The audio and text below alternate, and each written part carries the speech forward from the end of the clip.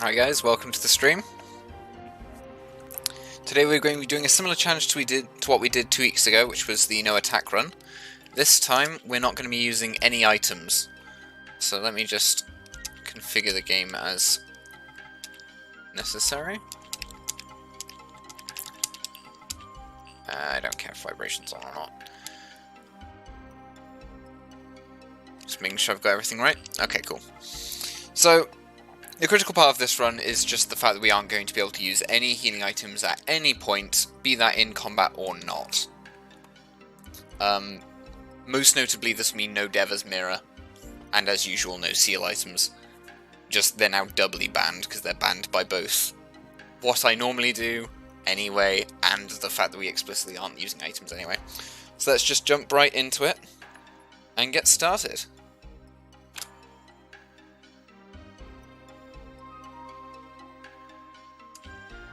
We've obviously got our fuchsia UI because we are randomizing all the minions still, and we are modifying the game. So I'm just going to wait for it to load all the minions in for me to then change what they all are,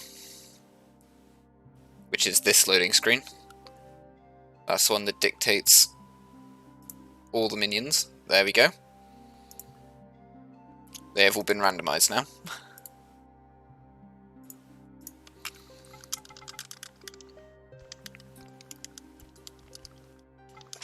So yes, we can't capture Arpatron during the tutorial fight, as always, when we randomise the minions, and we're just going to have to hope that we get some minions that are good. Because otherwise we're just kind of stuffed. Let me know if my voice is a bit loud. When I was doing some preparation just before starting, I noticed that in my test recording it was a little bit loud.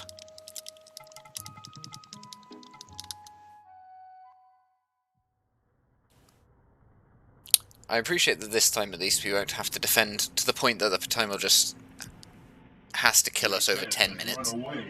Because that was painful. He's run off, you know. It's all hearsay.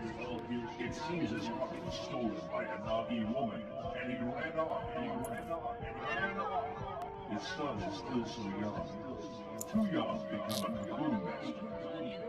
Run away, will you? There are also a few things that we no longer need to do that we normally would do. The key one that comes to mind is that we don't need as many skeleton keys as we normally would get. That just being because we aren't going to be able to, other than Little Bird and the Sparrow's Ruff, which come to 2,500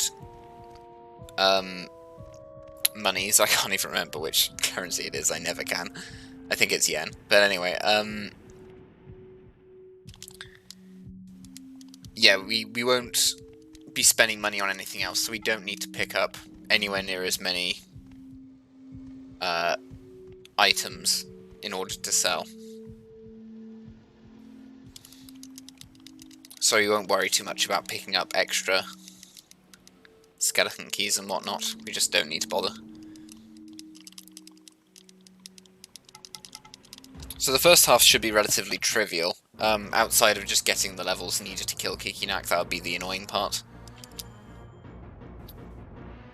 As you can see there on my UI, the item button is disabled. If I press it, it won't work, it just won't do anything.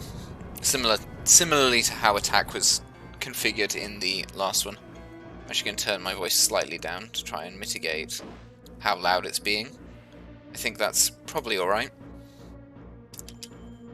We'll just get Minion to kill us nice and quickly here.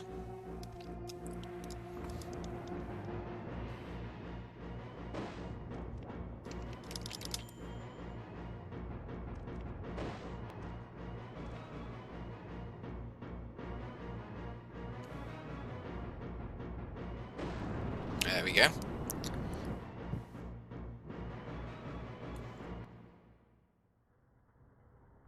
Yeah, so we're just looking for some good minions in, hopefully, the Beetle Forest. Really, a lot of these minion randomizer runs are do or die just based on what minions we get in the Beetle Forest. We tend to get something that's usable, but that only really applies to magic minions, sorry, physical minions. If magic minions you can capture at any point and they're perfectly usable. Physical ones just sort of fall off. Once you capture one that's like level 6 or 7, it's missed out on a lot of power that it would otherwise have.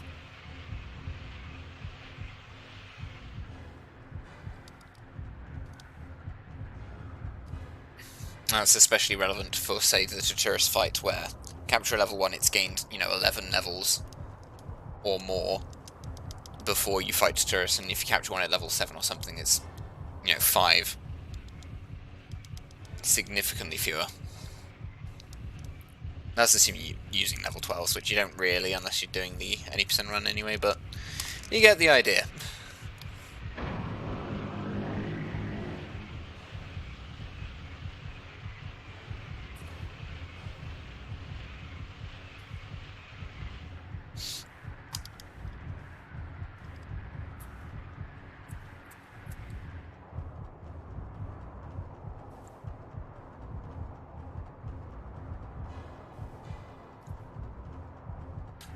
Oh, it just occurs to me, I don't think I've disabled element switching as I should have. Oh no, it is still disabled, good. Okay. Always important to have that turned off whenever we randomize the minions, because otherwise our game crashes. Which would not be a good start to the run.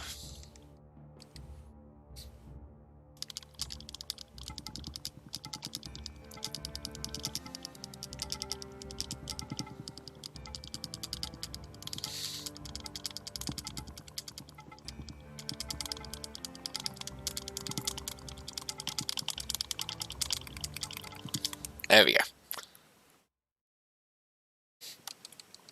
I think that's the most mashing intensive part of the run. It's just to do that.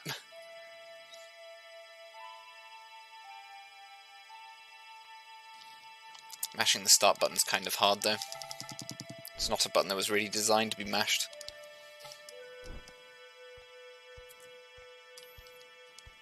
Which is what you need to do to skip those profit speeches.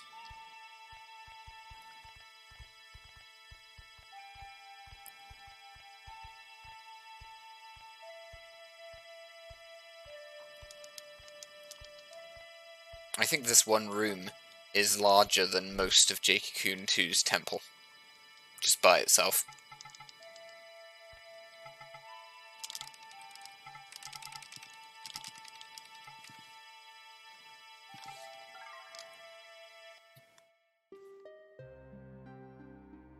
It might be, it's probably not larger, but the fact that it's kind of close at all.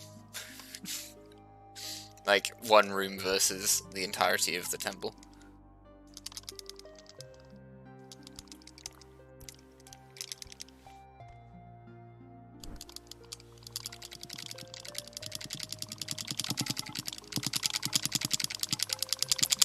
Loud sound of controller mashing.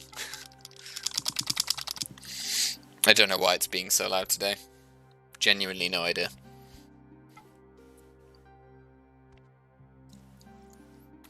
But we'll just have to live with it. I'm not going to be mashing for much longer anyway. Well, I say that. We'll mash again when we get to the temple, but that's, halfway through the run. We shouldn't need to mash. Well, we might have to mash when we speak to Marbu, if we do, between Dragonfly and Spider, but we tend to not. So it should be fine. Your pride from this day forward.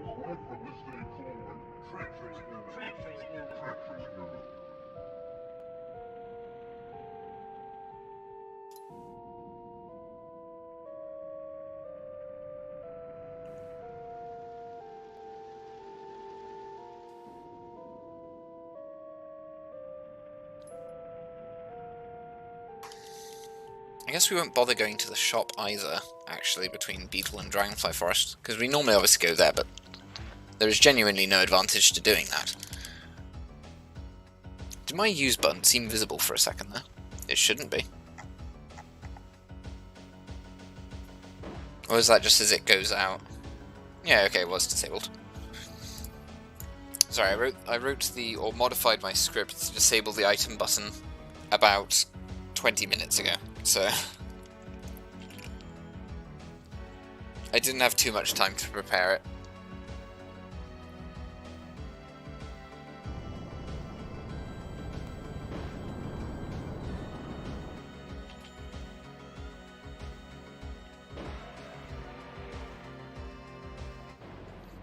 Well, I say modify the script. Find the correct memory address and lock it down, is what I did. It's not really a script forcing the use button to not work.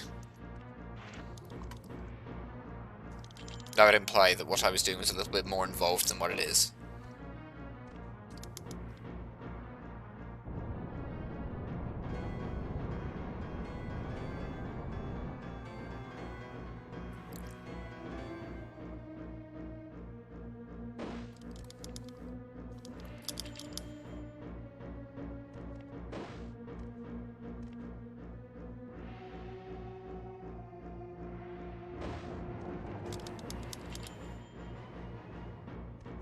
Yeah, don't need a script to disable UI icons or UI buttons. Rather, if I can speak properly for a second. But I do need scripts for things like flesh to stone, poison, and that kind of thing, and randomizing the minions. Those do need scripts. Some need to run the whole time. Some need to run exactly one time, like the minion randomization. That's only I just press a button once. And that's largely just so it does it quickly and you don't... I don't know what minions are there because I don't see what hex values are assigned to each spawning location. Because otherwise I might be able to plan in advance what I'm doing. That said, I have noticed that the random number generator likes to give us a lot of the same minion in each run, sometimes. It's normally not particularly relevant, on account of the fact that, you know, I only care about the first time I encounter them. Like where we saw 4 Oot minions, be that Nushab, Squoot, etc, etc. I think it spawned to root, like, in 3 places as well. Like, specifically to root. In that run. And the Barons we've seen a lot, actually. The Barons in particular we've seen quite a fair few times. I think in 2 of our runs we had a Skabaron as the very first minion, which seemed very unlikely.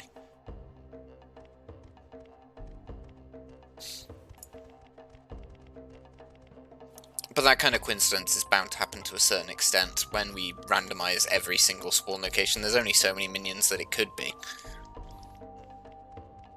So it's not too unlikely that one of those spawn locations will end up with the same minion twice in a row.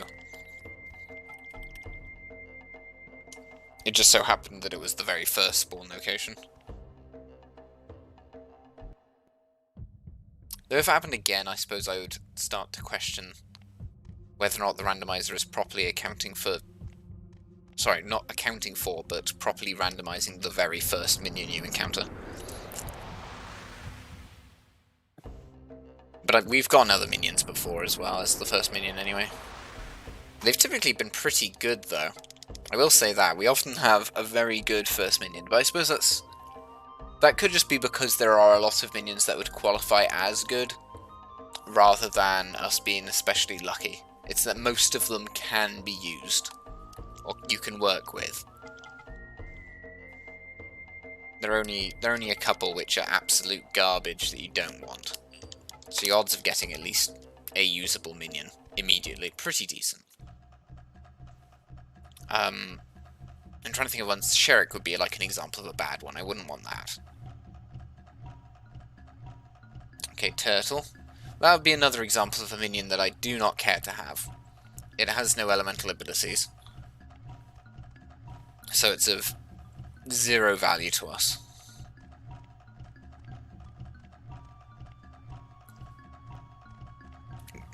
This game is all about elemental advantage. Well, mostly. Right minions and elemental advantage. What we got over here then? Ooh, that's also not good. That has Earth Elemental attack, which is fine, but its stats are completely neutral, which is less fine. Oh, you're one over here as well. Are they the same, or is it two variants of the same one? Like, is it... No, they must be the same, because it's the fire one that's, different. So you got two of the same, which kind of sucks for us. This is another one of them. Oh god, they're everywhere. I don't want these.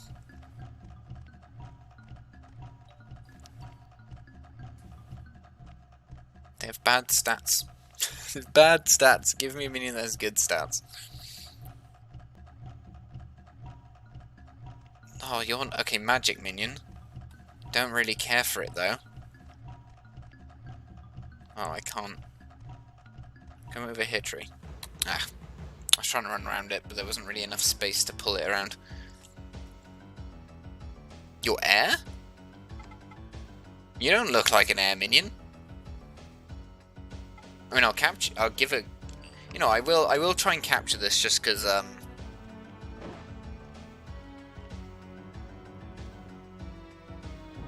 It doesn't look like an air minion. It looks Earth, doesn't it? I'm not crazy when I say that.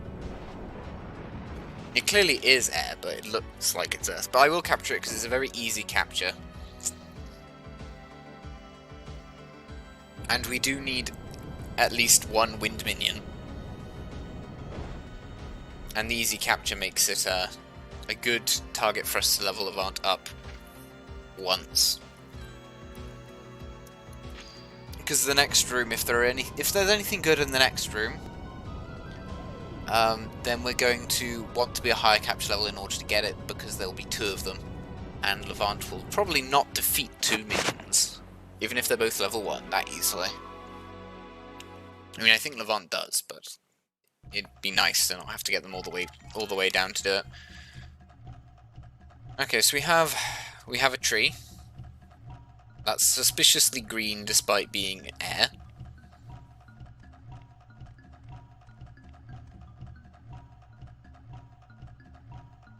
Oh, come on!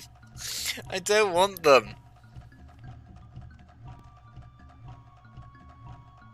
Is everything in this forest Earth? Are you Earth? Or are you wind again? Air, rather. Okay, you know, okay, they are Earth. Oh, come on, I don't want these.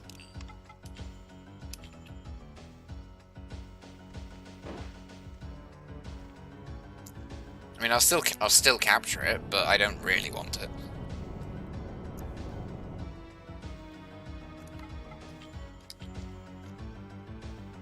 We never pick up tablets. Tablets are for losers. They're not actually, but there's no. I know what they say. There's no point picking them up.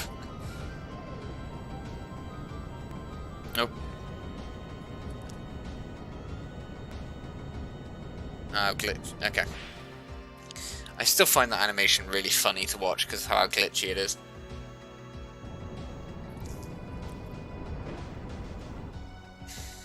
These would be, like, semi-decent, I guess?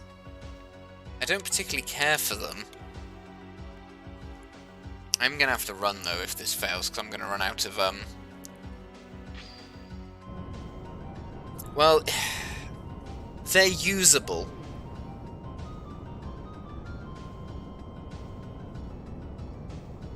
Oh, it's escaping again. Okay. Yeah, we will have to retreat from this. We may just die. That's entirely possible. We may just die here due to flesh to stone. Sparse just have the ability to turn you into stone. This is just no items. Oh, we're turning into stone. We're gonna die. We need to, like, run right now. We have maybe one more... yeah, this will be the last turn to run, I believe. Okay, we survived. Miraculously. I suppose the annoying thing about this really is just the fact that... it's just the fact that because we can't heal using items, we'll just try and capture one straight out. I can't heal Levant midway through the forest. So I kind of need to get past this fight and the next one, and then hope... if I want to clear the beetle forest immediately, that is. Is it getting out again? It is. No luck. Okay. Run from this fight as well, anyway. This will be flesh to stone again. Okay, never mind. It wanted to deal damage to me instead.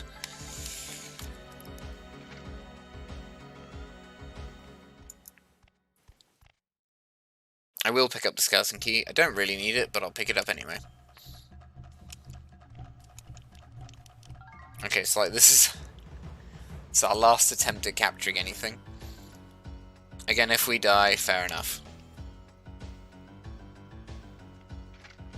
At least we have a lot of earth minions here for us to level the tree up on. But we have not had good luck with regards to what minions we're encountering. I think that's escaping it as well. Levant is really sucking at his flute playing today.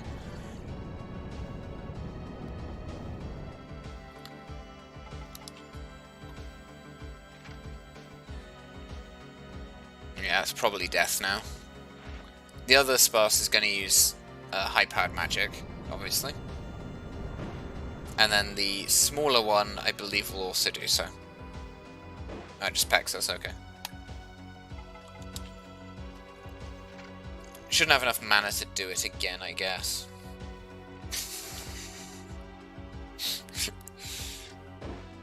Oh, Levant. Oh dear.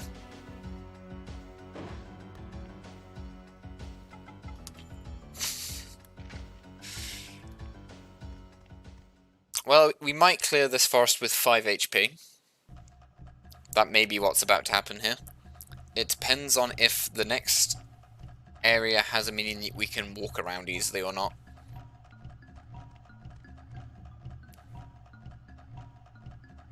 Oh, it's trees.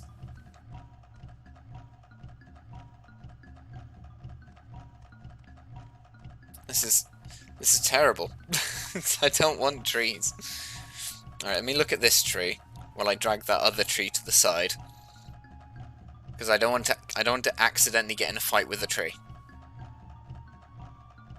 There we go, that should be more than enough to the side. I should just be able to go around it now.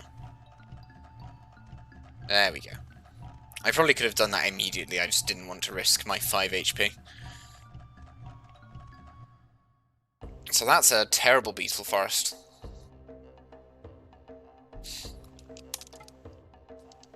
That is practically nothing good at all in this forest.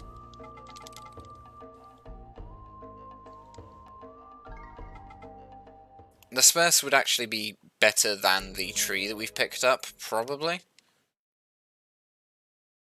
Because they have very, very good magic attack. I also think they're not that slow if I remember correctly. I don't know what their speed stat is, but it's not bad. So we may be able to use the Spurs for the, for a quick Earth boss strat. So we'll probably come back and capture a bunch of those, potentially. I don't know exactly what their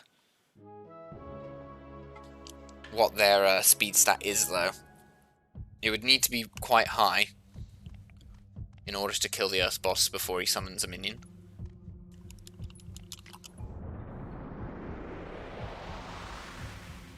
Yeah, so a forest of minions that are just all kind of terrible. Or not terrible, they're just not very good. I probably should have equipped that tree, but I'm expecting to get into a fight with something with Levant, capture it, and then run. Is what I'm currently anticipating. Are you serious? It's another spider. I don't want the spiders. Oh, I'm still at 5 health. I forgot about that. I forgot. I can't heal, can I? Okay, so it's spiders. Spiders is what we got. Let's get out of here. We have to speak to Marbu.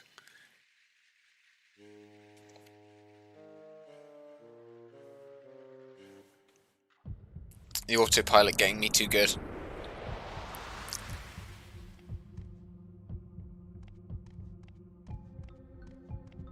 Okay, so anyway. So spiders, trees, and sparse is all we've seen so far.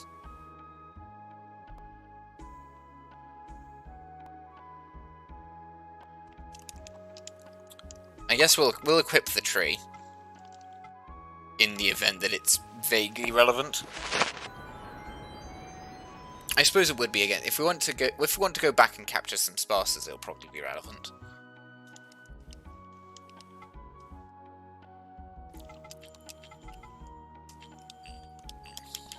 Yeah, it doesn't have bad magic. It's just not very strong.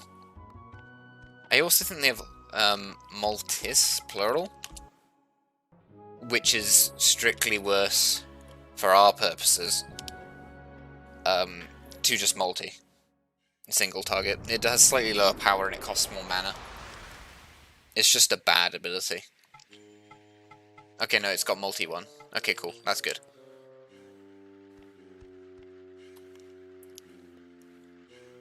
It's still worse than pretty much every physical attack in the game, but we'll take it. I wonder if those other trees were also air, or if they were earth, because one of the things that can happen when you randomize these minions is if you end up with 2 minions of differing elements in the same place, that only one of those models will be rendered with the correct color. Okay, so snake. Very low speed, decent attack, but it's got fire attack plus power. It's level 4. I don't think we can afford to be picky though. This will probably do for a physical minion. Oh nice, it's the nominate species as well. I don't know if Rashab's... This will use fire attack. There you go, there's fire attack plus power. It'll now just use regular attacks. We obviously can't heal ourselves, so we're going to be somewhat relying on the fact that Rashabs are slow. I need to get multiple turns in a row against it.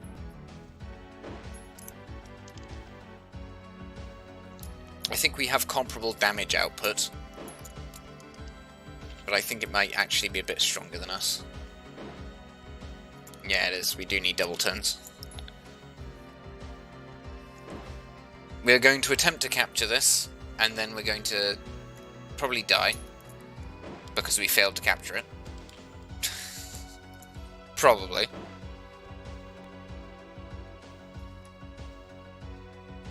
We have to capture it now, I believe. Yep. Because we can't do sufficient damage to the Rashab.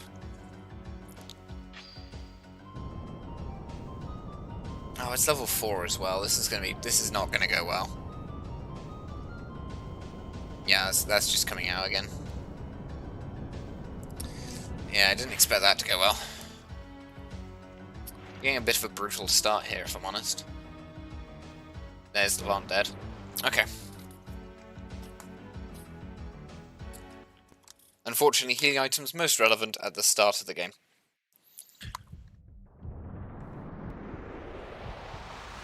Okay, so if we want to capture that...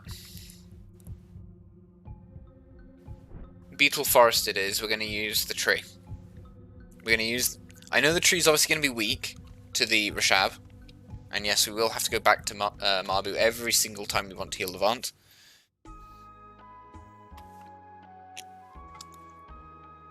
So expect that to happen a lot.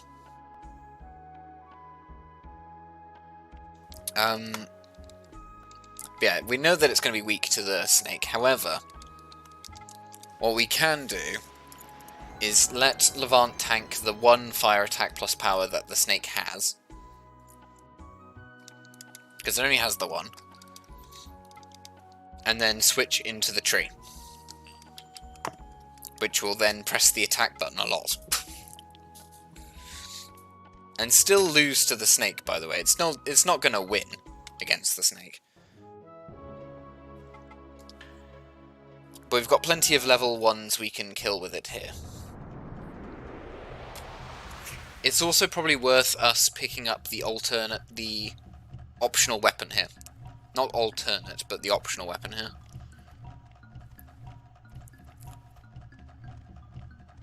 Right, let's just fight this tortoise.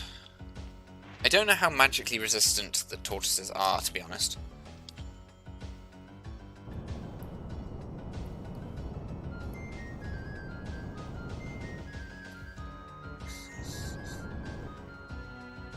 Yeah, see, my tree looks different.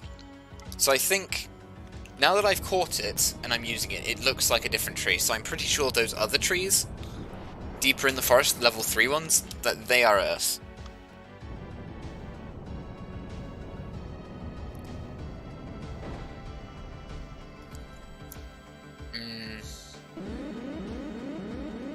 I don't think we needed to use the power-up on Multi. Devil Multi, that being. To kill the Rigu. We definitely won't now that we've gone to level 2 anyway. That should mean that this tree could probably quite comfortably fight the level 3s at the back of the forest, get it to level 4. We'll pick up the optional weapon because it's slower, but increasing Levant's attack is probably quite useful while we're forced into these fights where we just have to punch our way through, as it were, because we can't heal.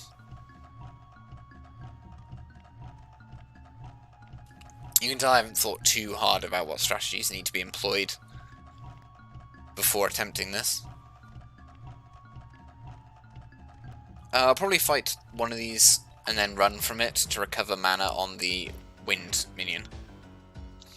Oh, see, there you go. Wait, it's fire?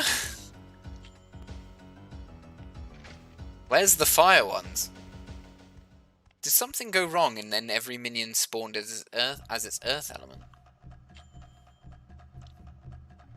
Because every minion in this forest is visually earth. Right? But that's a Yates, not a Yolk. So is this... This is then the actual Earth one, right? This one's actually Earth.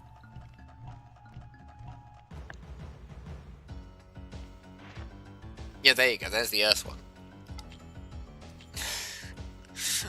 Oh, the minions are confusing me by doubling up.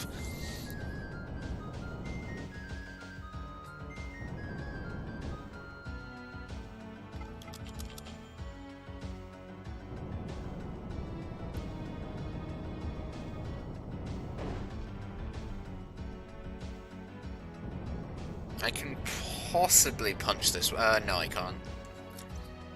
It's just going to start blocking me because I'm slow. I'm slow anyway. And Flesh this Zone's going to make it practically impossible to hit, so we're just going to have to kill it this way. Oh, dearie me.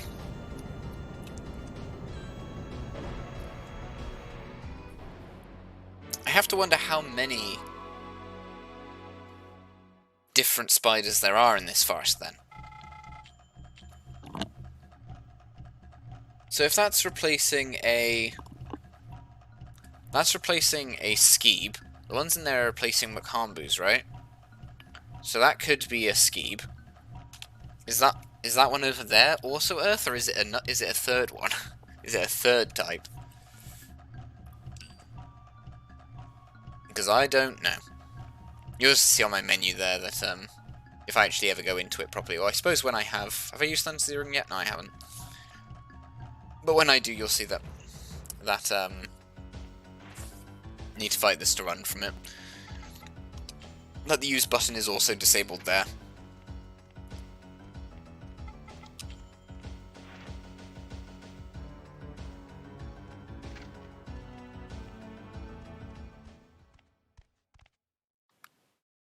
There we go, that should give enough mana for Ojin to take down another thing.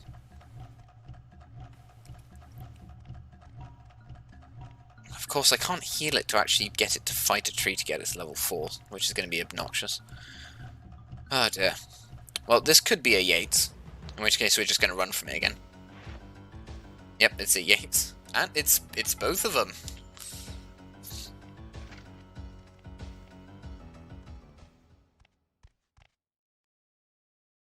That's not what you want. I don't want to fight both of them. Right, let's pick this up. New Quasar.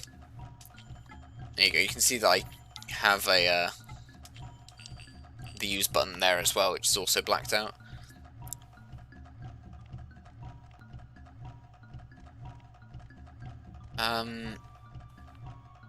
I still do want to get my tree to level 4. So I'm going to kill the Yates and then use the tree to defeat the Rigu.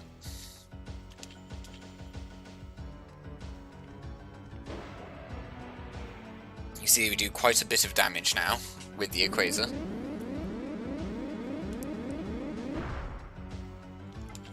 Would have been smart of me to have equipped that in the first place.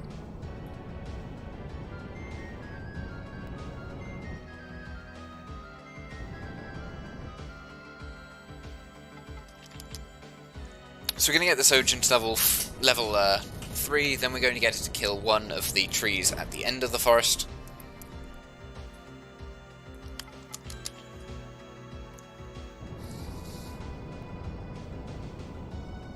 To get it to level 4, and I suppose we'll attempt to capture one of those...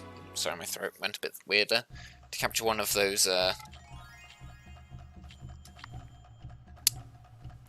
birds, Spursers.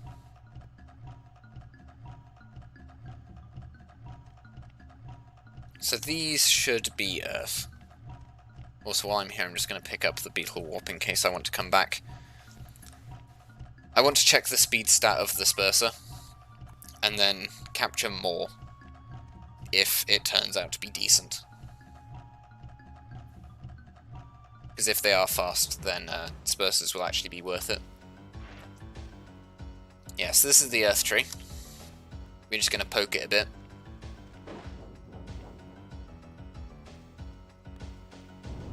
It's fine, this is going to eat into Levant's health, we're not too bothered about that.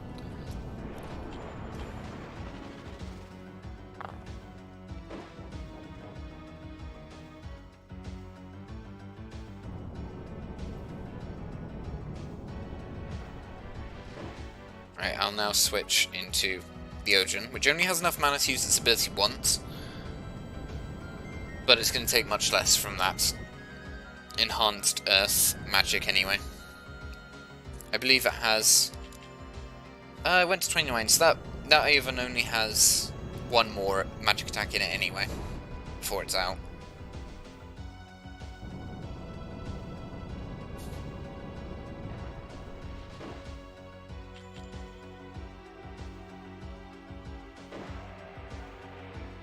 The trees have a very strange attack animation, if you couldn't tell.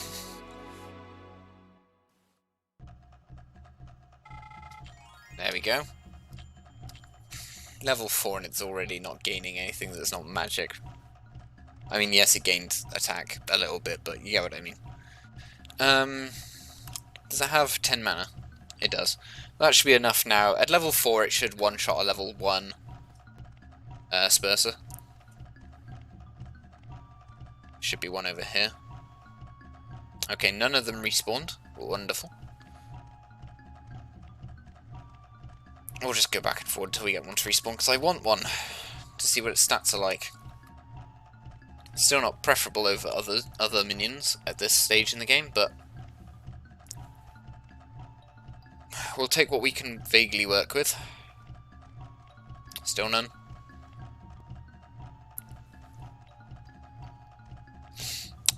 I wish the respawn mechanic was slightly more predictable.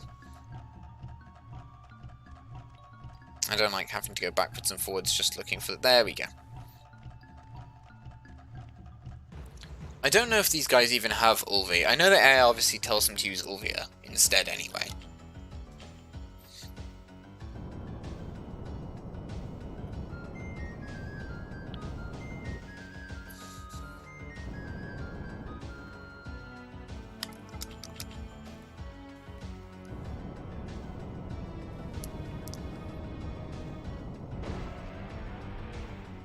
I now should just be able to attack... Well, unless it turns me into stone.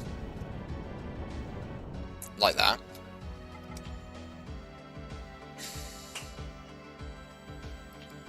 Levant shouldn't one-shot the bird. I don't know how... These guys are very defensively weak, though. Never mind, I only did 5 to it. Oh, it has a... It has blue element. Blue element? Water. That's why it did so much to the Yates.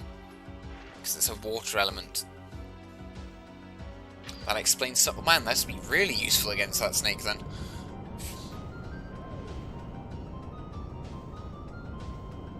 Get in the cocoon, for the love of God. I don't know why this thing doesn't want to listen to me.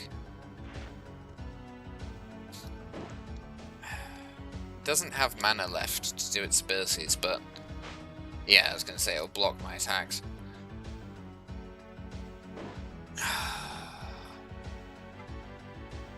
I hate this bird. I have to try and run again. I absolutely hate this bird.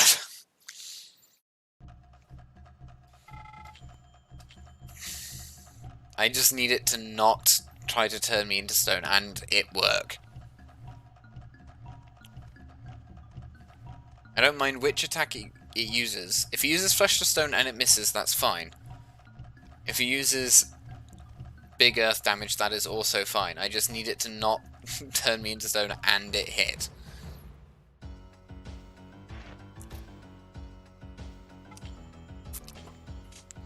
I don't want to be capturing these things on a timer if I can avoid it.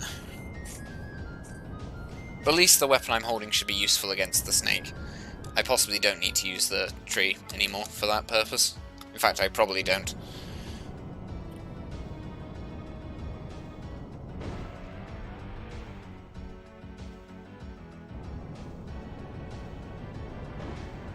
Okay. Now I'm just gonna poke it with the tree. And I'm gonna poke it with a tree. Ooh, it's very slow. That can't have very high speed if Okay. It shouldn't have enough mana to turn me into stone. Now I need the game to play nice one time. Just one time, please. And don't crit. Okay, cool. Sparse, rather. Not sparse. Sparse.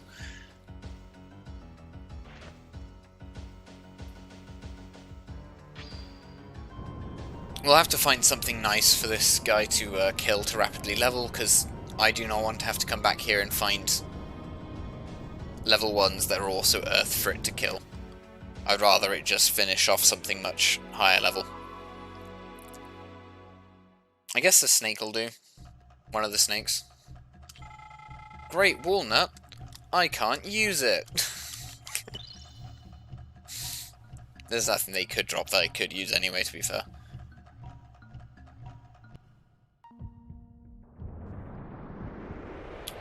Alright, back to Mabu, because we need Levant to have more health. Once we've got 3 minions, though, we can start to actually stay in forests for a longer period of time. It's just a bit of an awkward start, because we can't do that yet. We need Levant to tank hits for us.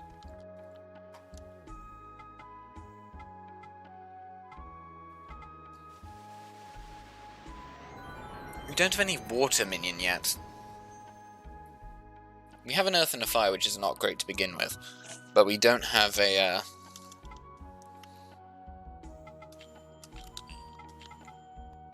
Okay, so 23. Oh, they have the same speed. Yeah, it's okay with regards to speed. It's not great. I'd rather a higher speed stat than that.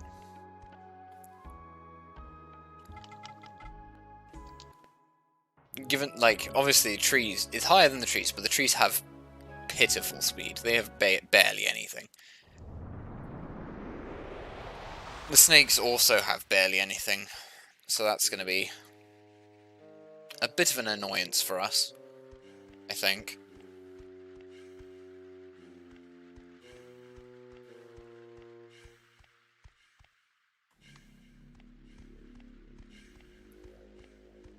We may have to rely on just encountering later on a oh, we should be able to take the snake on now. These guys are also slow. Which our whole team's just gonna be slow, I think. Well, that's pretty good.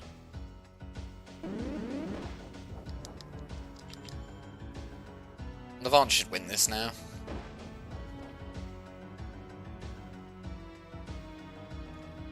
The question is, can Levant win it, as well as actually capture it?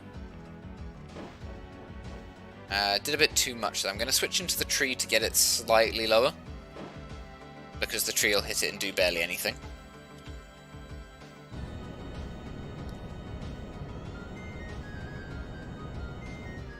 I don't want to take away 13 health off it. I want to get it as close to 1 as possible. 13 to 7 is -6. This could do 7, is my worry. Okay, it didn't. It did 5. So 6 was a high roll to begin with.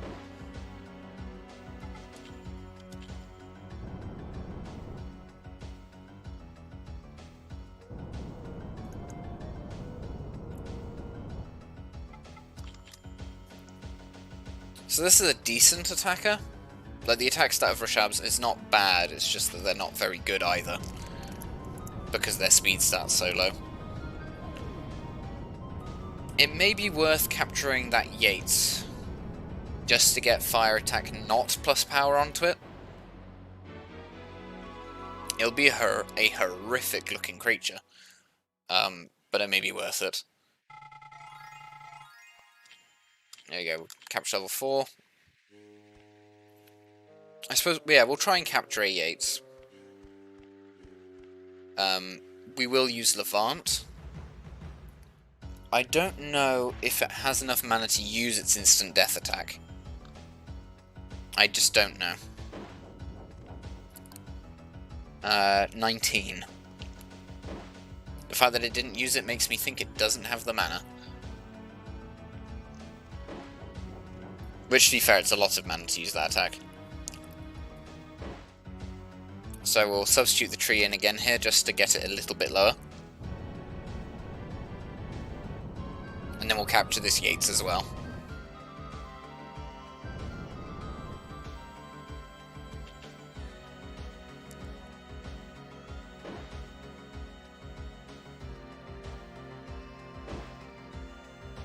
We won't merge the yoke onto the snake for the first while, and the reason for that being I don't want to hamper its stat growth too much, given that the Yates has a lower attack stat than the snake. This is just so that we can guarantee getting fire regular attack onto the snake, because ultimately that's better.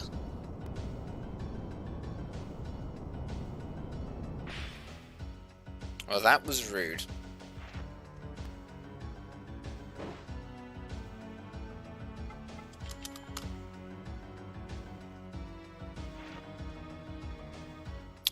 I didn't anticipate how annoying capturing minions would be when we can't heal Levant between fights or during a fight to help him capture anything.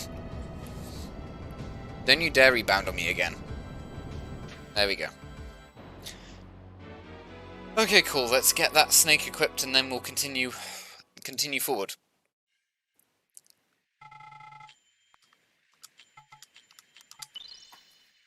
Okay, so we're not going to fight the poacher. Poacher has a fire minion. Maybe that's why they give you a water element weapon here. Is there an optional weapon in the... I don't think there's an optional weapon in the Dragonfly Forest. I don't think there is, at least. Is the... I'm trying to think of the White Whistle or whatever it is in the Spider Forest is Earth Element now. Or, sorry, Air Element. No, I don't know if they give you a weapon that's good against the element that the boss of that forest is, if you get what I mean. If that was the case, I'd expect a fire element weapon in the... You see what I mean with like the attack stats, and the attack stats growth factor is so much higher on the Rashab. But that the speed stat is a bit pitiful, a bit sad. So I don't want to do that until we have something else to use.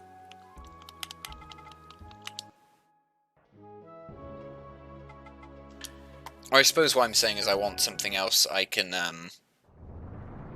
buff its attack stat growth on, so like a spiral or something, because that would end up giving it a higher attack stat growth than it had before, hopefully. It also probably would look less creepy. So, okay, what we're looking for here, we've got... I don't really want to have to fight any Yates. Well, they don't have any mana to use their abilities, so it doesn't actually matter too much. Okay, because we can. That's 700 or so money in the bag.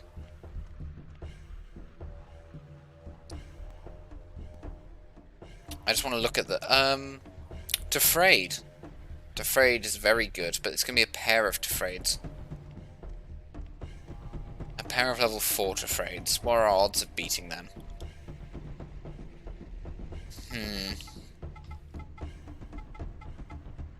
Defrayeds would be very good, though.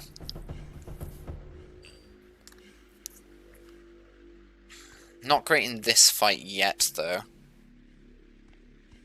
Like, for this particular fight, not so great. But in general, better than what we've got. It's better than the bird.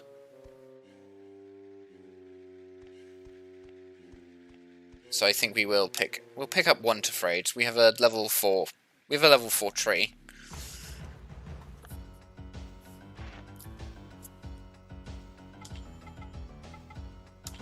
AI of Defrayed's going to tell it to use its abilities immediately.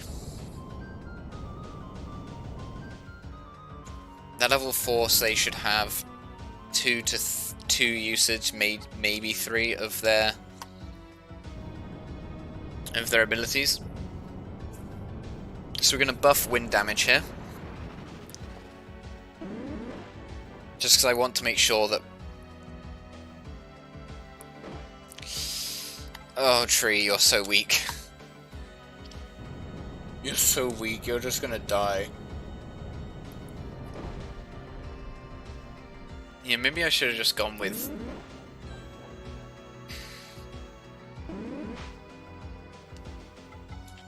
Okay, I have to respect the tree for that one. But I still need to, I still have to kill this Defrayed. If I can switch out, I will.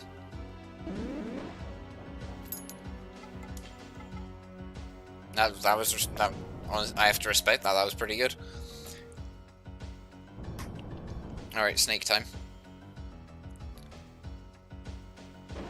This is just going to be me pressing the X button. Snake does lose to a Defrayed in a 1v1. It's slower and has a lower attack stat.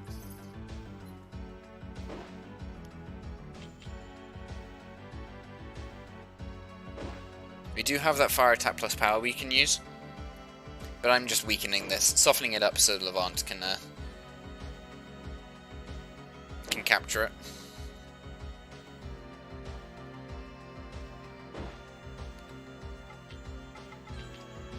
This'll miss.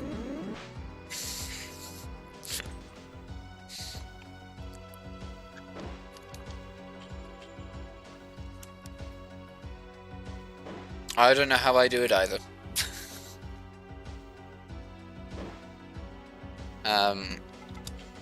I don't want it getting a double turn on me, so I'm going to switch to Levant.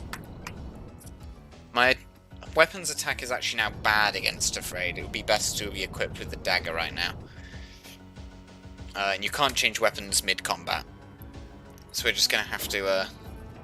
Okay, we're not going to kill it with that. We're just going to have to start trying to capture it.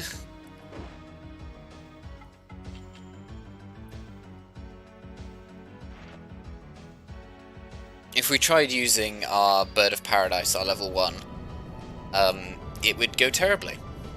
It would be objectively awful. Afraid's getting out. Yeah, 3 damage a go is not usable against Afraid.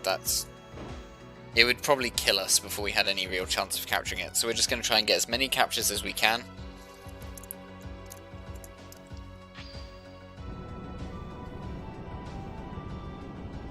And then failing that, we're going to run away so that my tree gets a level up. And goes to level 5, which may help us with capturing one later.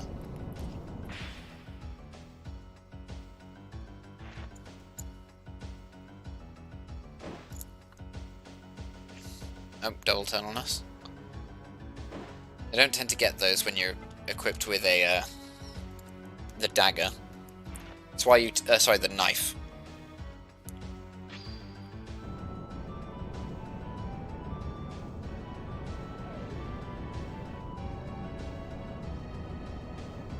That looks good. Okay, so that's a level up for Levant and a level up for the tree. Who is still on basically no health. Oh, it's special liquor that we can't use.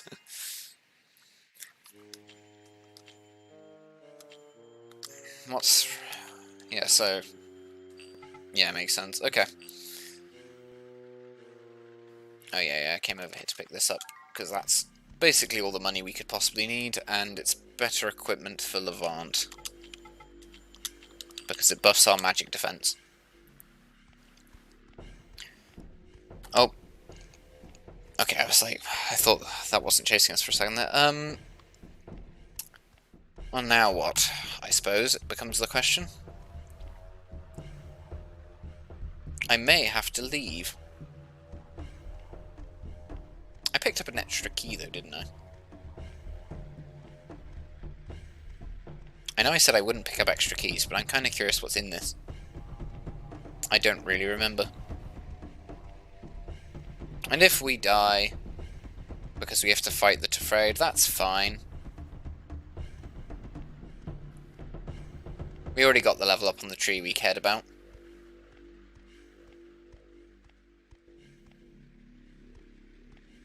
Gimme. Oh yeah, it's oil and revival item. It's the good stuff.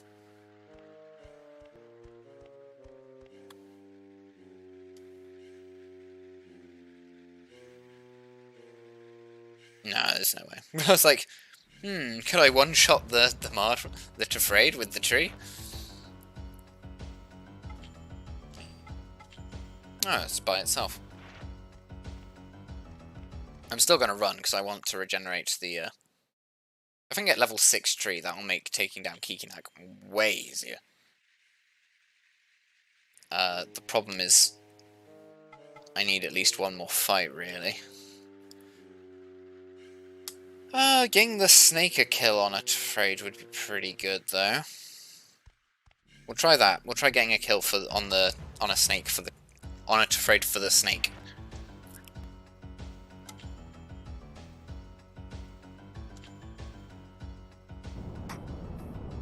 It's a little bit sketchy of me to try this, but I want the snake to get a kill.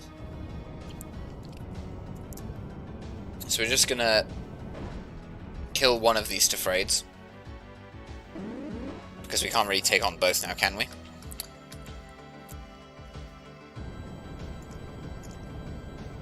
Well, if we do kill both though, Ojin gets level 6, which is also pretty good.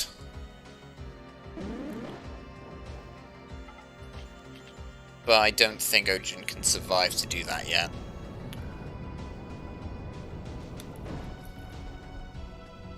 So I think we just take this and run, basically.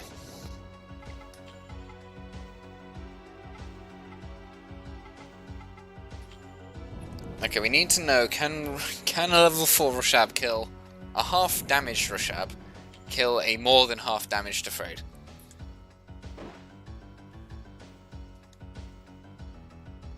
We're both just using regular attacks, we don't have anything else. Tefraid immediately gets the double turn on us, that sucks.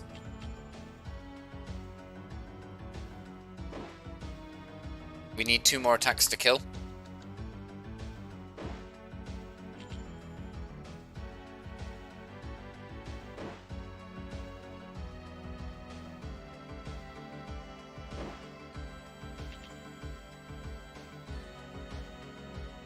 Sick.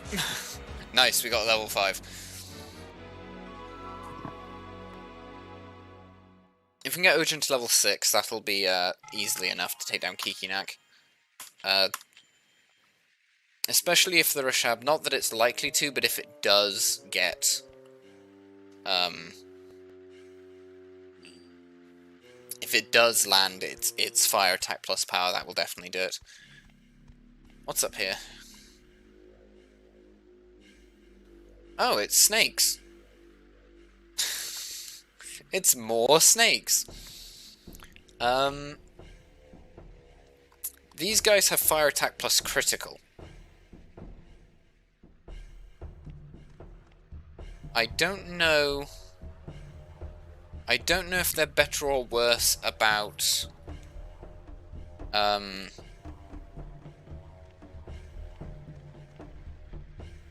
speed stat. Like, I don't know if that's better or not.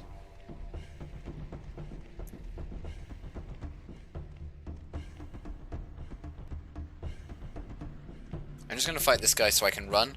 Again, Levant might die in any of these fights, and we're fine with that. If we ever fail to retreat, Levant dies. We're just here to get Ojin some more health so that it can kill another Tefraid. There shouldn't be one over here anymore, should there? I guess I'll have to, like, go out and come back. If we fight Tefraid by itself, that would be more optimal, obviously, but if I remember correctly, the respawn mechanic will mean that it's not this one that comes back, it'll be the one that's down the stairs. For this room. So the snake over there will either be a Carmine, or... No, I think it's still a Carmine, either way. I think it's a Rashab, I think, which is the water one. Which is the other one you can capture. So you have, like, the Radmine, which is water Eternal Corridor, and then you have the Rashab, which is the water Dark Spider Forest variant. Okay, cool. That means Ojin should be now high enough health, if I can use my words correctly, to take down another Tefraid.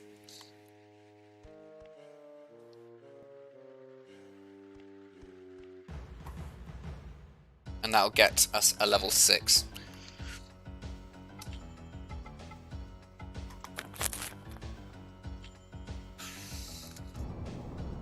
I don't know if we can quite take down Kikinak yet or not, though.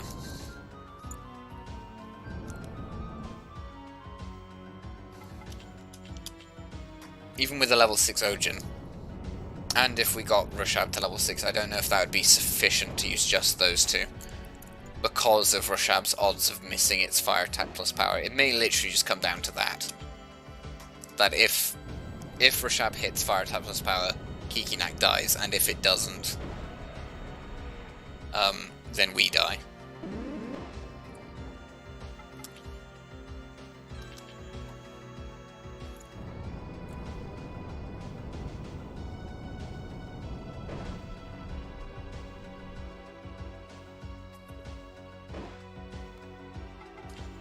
Either way, Rashab should now win this fight a bit more decisively, hopefully. Speed stat's still in the ground, but as displayed there, by the fact that the Tefraid went first.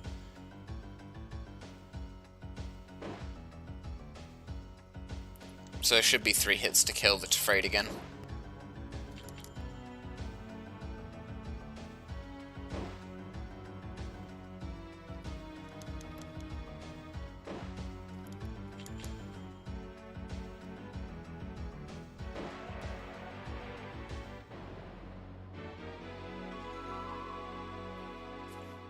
So that's 1 Tefraid away from...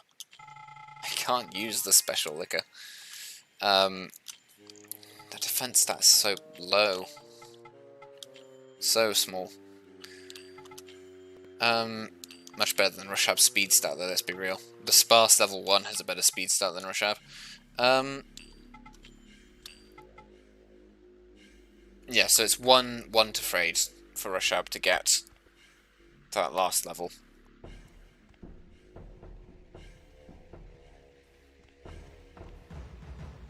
We're gonna do the same thing where we run with Levant. I think if I power up the arena now first, and then use the Ojin's wind attack, it will probably kill a Tefraid. I'm not 100% sure on that though. It would either kill the Tefraid or it would be very close to killing the Tefraid. Well, how much health does Ojin have? Yeah, I'm down to try this. I'm down to try it, at least. I don't know if it'll work. But we'll see what happens if we get Ojin to buff the... Well, no, I shouldn't buff the arena. I just shouldn't. I say that now, and I'm just like, no, it's a bad idea. I can guaranteed get a kill for Rashab here, so I should do that.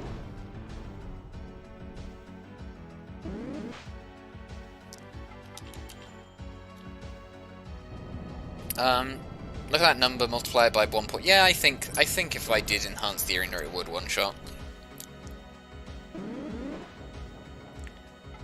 I think arena enhancement works against Kikinak. I want to say that it does.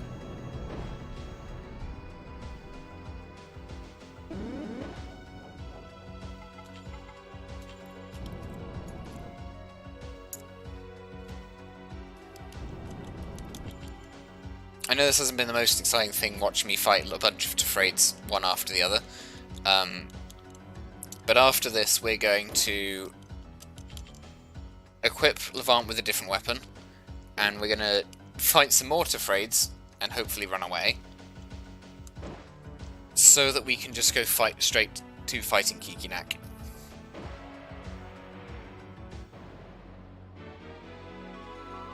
Because that seems like the most logical thing to do at this point. We could of course leave, but I can't be bothered. If I manage to just, you know, fight some enemies, retreat, we should be fine. We just have to successfully retreat is all. So let's increase our speed stat back up to 25. Levant's not going to be fighting Kikinak, so I'm not too worried about Levant's health, and I hope it doesn't come down to Levant's health. That would suck.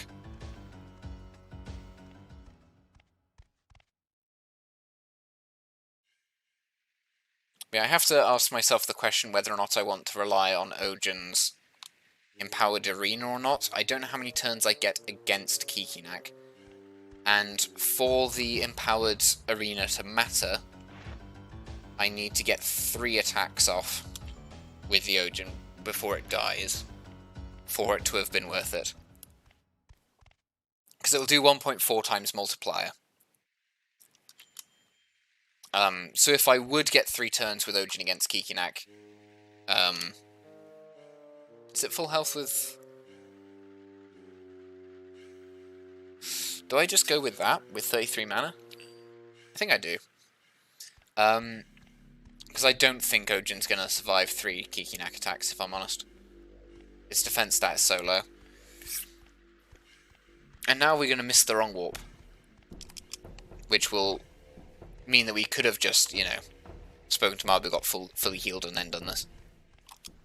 But that would require, you know, being sensible, which we aren't.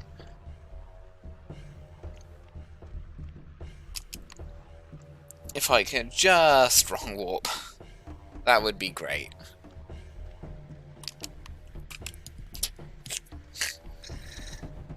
Back and forward, back and forward. I pressed circle that time, I know, for sure. Ooh, that doesn't look right. That don't look right, but we'll take it. Oh, it definitely doesn't look right. I was right, it wasn't right. I was right, it wasn't right. Let's go talk to Marbu like a sensible person now then, I guess. Do we clear... No, I can't be bothered to clear the Dragonfly Forest the correct way. I don't want to fight the Poacher. Fighting the Poacher doesn't sound like a fun time to me.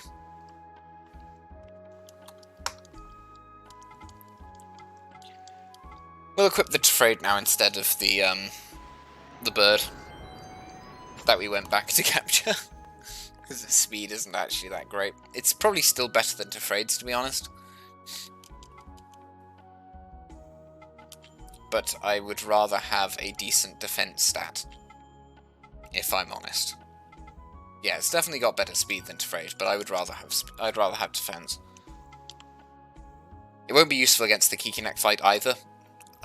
Anyway, and that's true for both of them, because they're going to die to an air attack from Kikinek whenever he decides to use it, which I think is his... I think he has a 3 attack cycle. And it's like, his kick attack... His... Wait, what is it? It's his slam attack, kick attack, and then, like, wind attack. And he does it in a loop. So you can predict when he's going to use the wind attack, but it's kind of neither here nor there, really. Switching to avoid the air attack specifically, while you can do it, is typically not really worth it, because you might lose a turn as a consequence of those switches, which would be worse.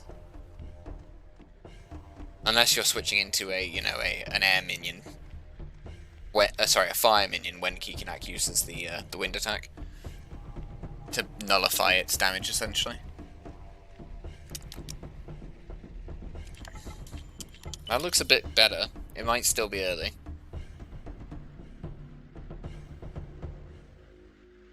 Oh, it is.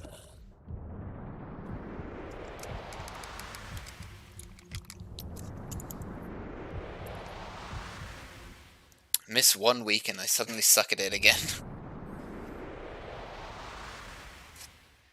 Why must I be bound to this fate? At least we can walk past all the minions on the way.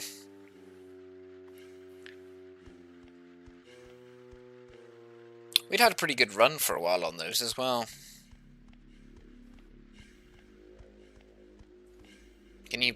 Thank you. I was like, can you please transition to the next screen?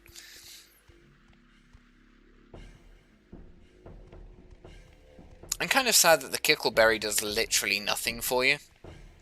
As far as I'm aware, you pick up the Kickleberry, you give it to Yamu's sister, of which I cannot remember their name, and you have to do that in order to get them to talk to you. But then there's no actual item received or anything like that for doing that. Like, aside from like a bit of dialogue, there is literally no payoff to doing it.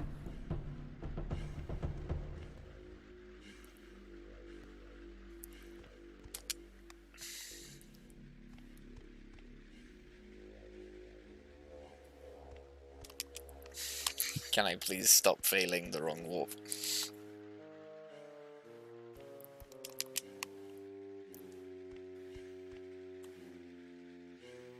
Please. Please, Levant. Let me wrong warp.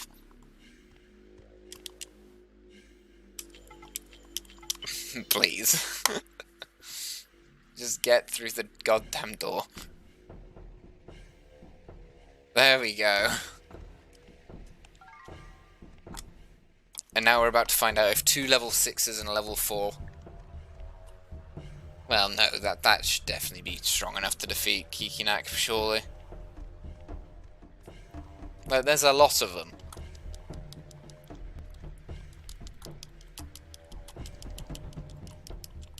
Give me the... There you go.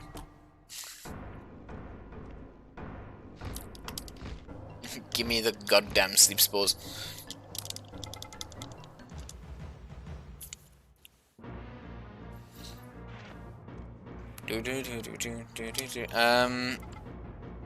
Ogen first, why not?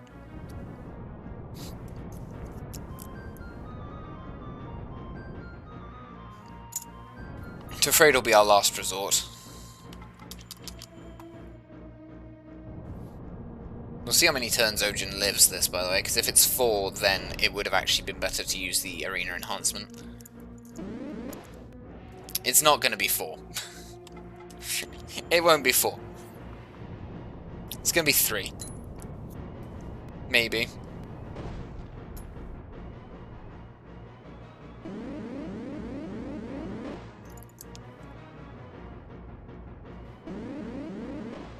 Yeah, it's 3. I was right to not use it. Also, we're on 1 health. The other problem would be if I used the, in fact, it would have been 2, because if I empowered the arena, then that wind attack would have,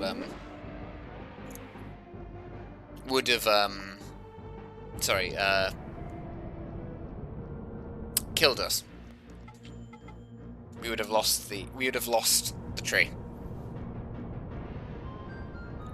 So, all Rushab here needs to do is actually land the fire attack, which they won't.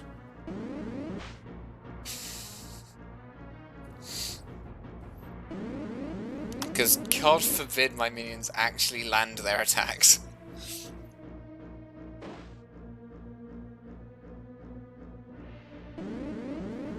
I think Kikinak would have actually just outright died. Just like in the one shot, probably would have defeated him. But I think Rushab should be fine.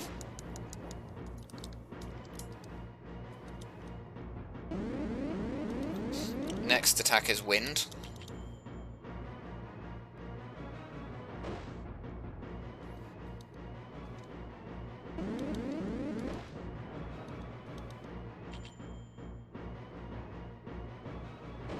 There we go.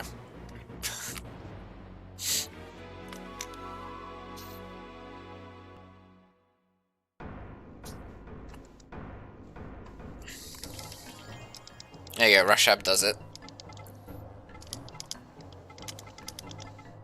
Well, normally, I just use some seals and he dies, because Kikinak isn't actually very strong. He's very weak to fire attacks.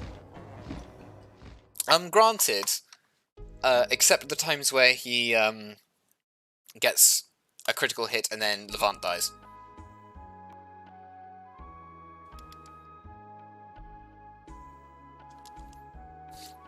Him with that critical hit, he's just dead. And that's funny to me. Right. Sorry, if he critical hits us, we're just dead, and I find that funny. Let's get that tree revived, because we can't use revival items on the tree.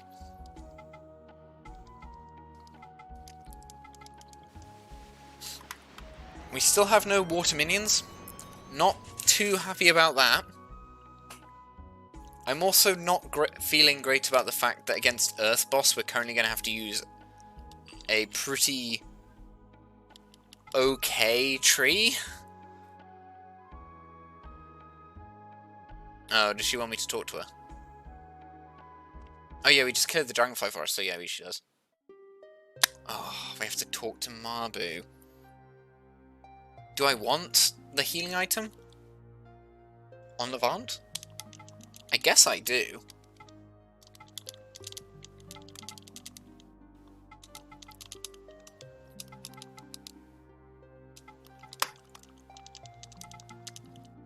Having a bit of extra health every turn may be useful to us. Given that all the damage Levant takes while in the forest currently is permanent, having a recovery equipment may be useful.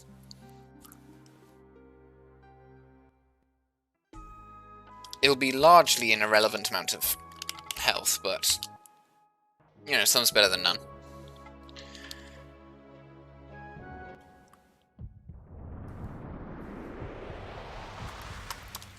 So let's lower our magic defense in exchange. Our magic attack's irrelevant because we can't actually use it at all. In exchange for some healing. So we will have a little look at the minions around here, and then if none of them are interesting, and by that I mean magical and good, then we'll just skip the forest, as we always do. But I want to check for, like, good magic minions. Well.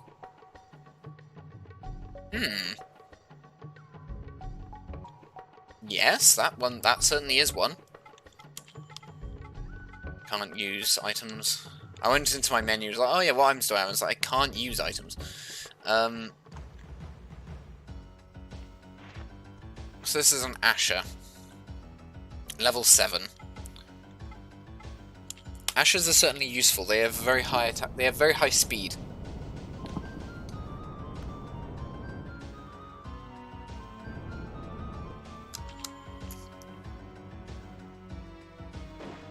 I think a collection of Ashers would actually be very useful for defeating Tuturus.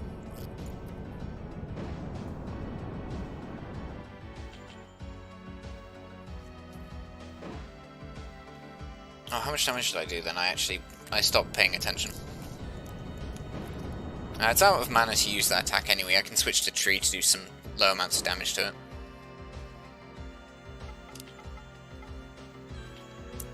And then we'll capture it with Levant.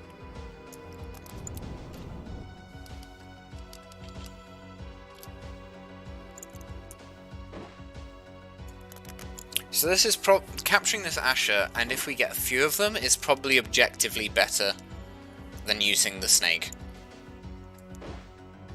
Probably. However, we could use both for the... No, we can't really use both for the Tuturus fight because... Well, because the snake will miss. The snake needs to actually land its attack for once in its life for it to be usable.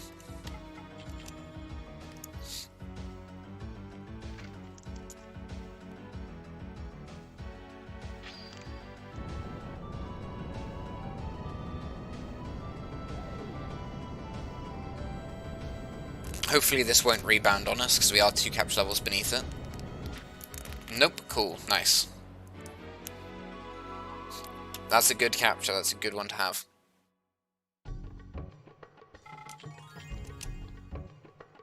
I would like more of them. Let's have a look around the forest first. You know when I mentioned how, like, sometimes it likes giving us a lot of snakes?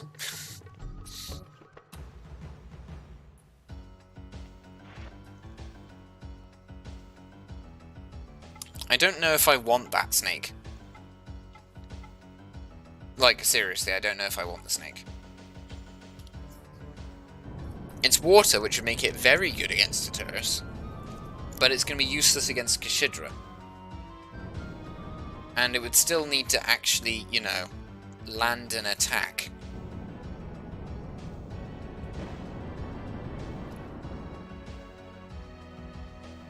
Which they never do. So they can land their regular attack, but they can never land the fire attack plus power.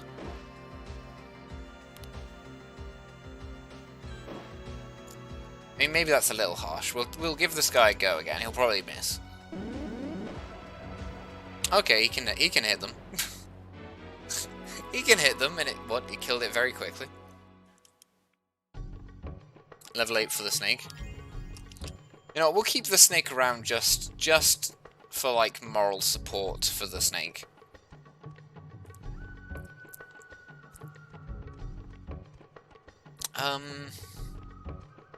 Let me see here, let me think, rather.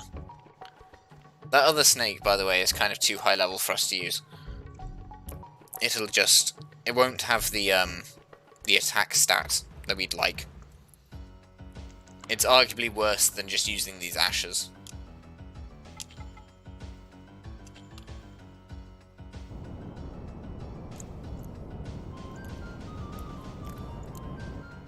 Anyway, we are trying to capture multiple, that's what I'm doing right now. Oh, there you go, now it misses. Oh, I just used a regular attack. Didn't even use its magic. Weird. Does the AI tell them not to use their magic if you hit them with an elemental attack?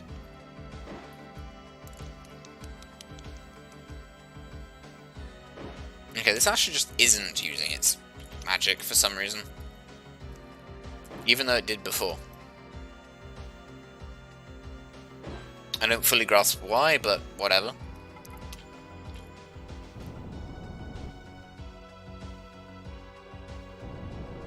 I hope it's not too magically powerful.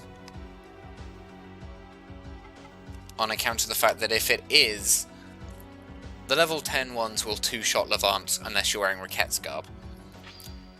And I just took off the equipment that raises my magic defense. So I would like it to not hurt me.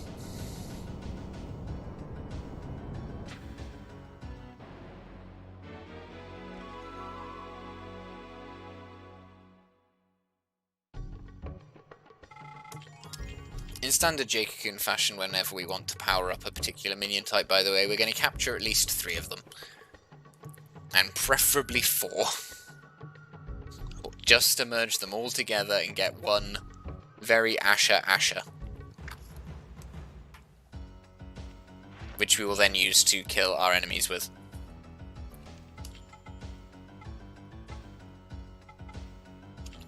Because that's how we operate.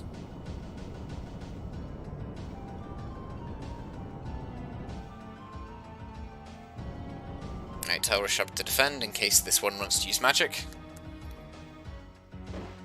Oh, it doesn't. Okay. I don't know why none of these want to use magic. I'm not complaining, but I don't understand it. Oh, there you go. There's the magic. It just didn't want us to block, I guess. Yeah, no. Okay, it's out of mana again. I wish I blocked. It does so much damage.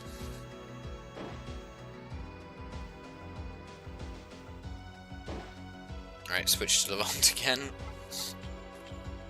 I guess Levant can poke it once or twice, because the damage it deals to Levant will just heal anyway.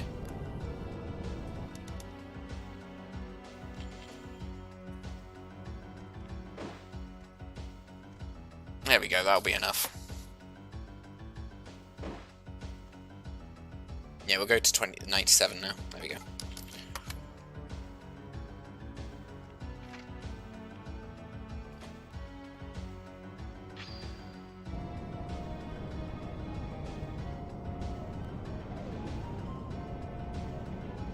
Nope, escaping.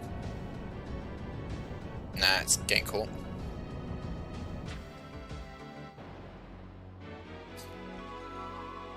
Alright, just one more.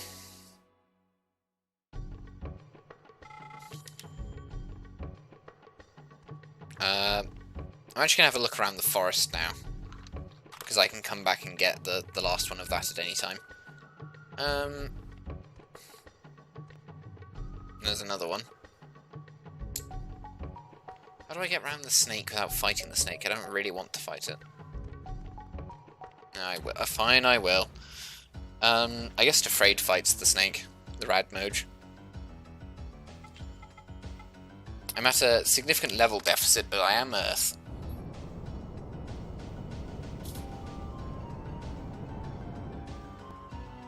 Which I suppose would typically more than make up for the difference.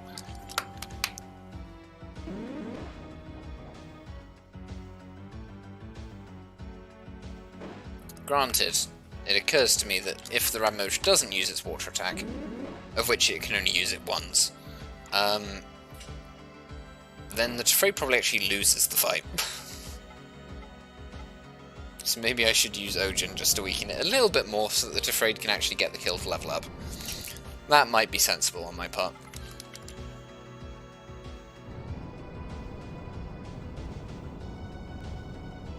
$54 down to 34, so 20 damage.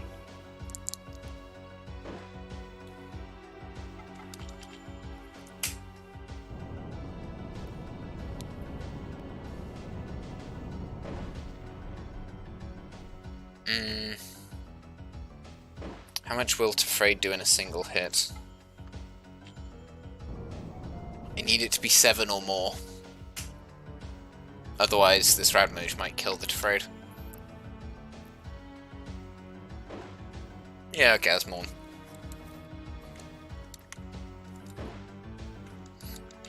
I ought to be more knowledgeable in terms of like the defensive stats and particular numbers that are relevant, because in the early game those numbers are really relevant. Later on it's sort of, you can kind of just tell anyway. There we go, now Tefrade's big and strong. Yeah, one level lower, more or less same attack stat, but the speed difference is very relevant, despite the fact that my Mardregs and Tefrades are also notorious, they always miss. I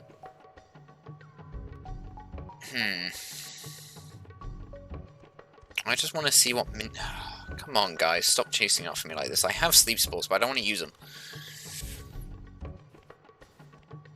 I want to use them later.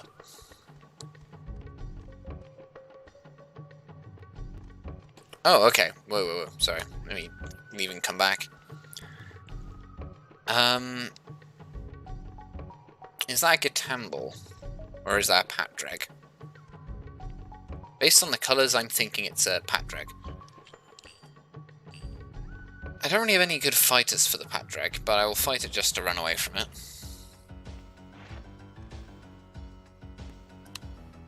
That'll give my minions some extra health. Yeah, we're just seeing what minions are on offer.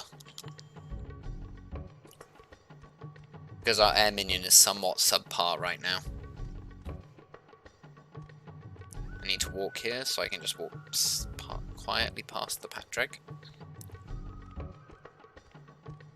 We'll actually use the Hunter's Earring to get back to the entrance after this. There's the Poacher that we're not going to fight. What's this? Oh, removes flesh to stone, that. Ikari powder. Can't use it. I don't know why I bothered picking it up. What's down here?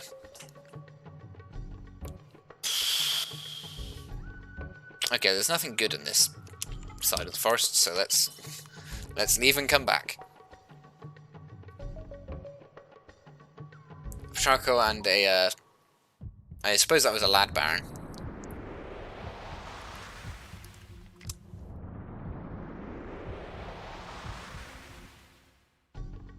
Or a Radreg? I can't actually remember what the... I suppose it'd be a Radreg. I think Radregs are bluer. It's kind of hard to tell. Well, let's capture our last one of these. Our last Asher. Rashab will do the honours of attempting to block its magic.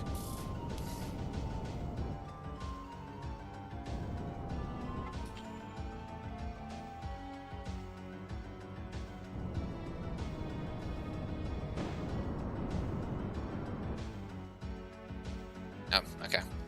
Well, it only needs to block the one, really. He'll do it again, obviously, and I'll take a lot more damage that time, but who cares? Never mind, it won't. There we go. There's the magic.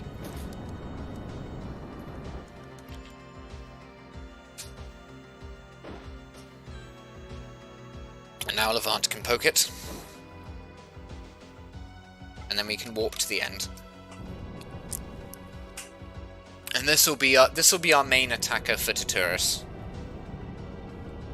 And then when Kashidra is in air, we'll be using this Asher. Or one of the Ashers. One of the many Ashers that we caught. And that'll work quite nicely for the air portion of Kashidra. Tefraid will work alright against the water version. I would have preferred level 3 to level 4, but that's fine still. But that will still be usable. What we need is something for the Earth boss. Well, that was rude. Oh, the sound effect didn't kick in.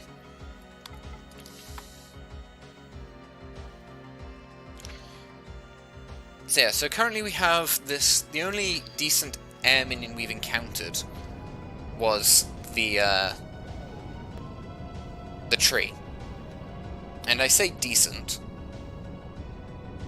It's not actually decent, it's just all we've had as an option is the tree. It's not decent. Got 7 empties, 4 fire. There you go. 4 ashes is perfectly enough.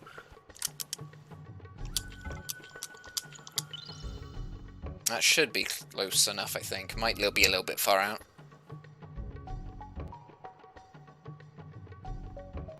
There you go. Cleanly in. Oh. Huh. Well, I like those. Are you an air one?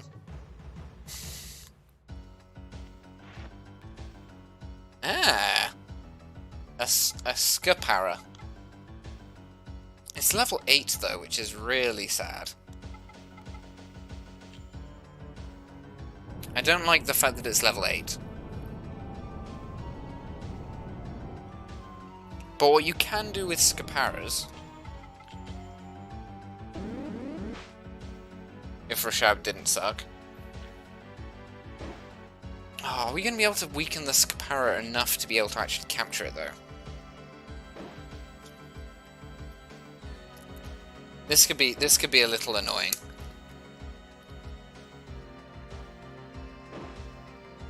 Yeah, I'm not liking that. Maybe I just... No. Okay. Okay, you're gonna have to hear me out on this. So, Scaparas don't have a high attack stat when you capture them late like this, at like level 8. But what they do have is a very high speed stat.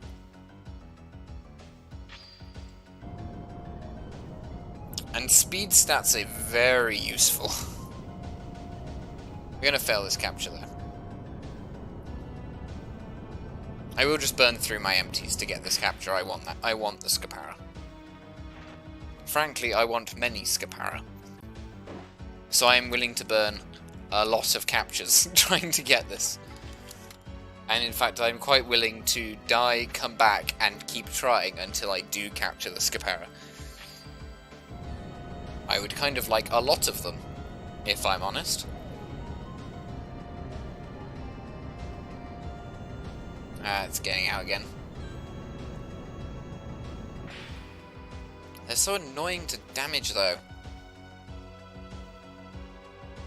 I guess I'll use the tree. I was getting a double turn on me. Horrific.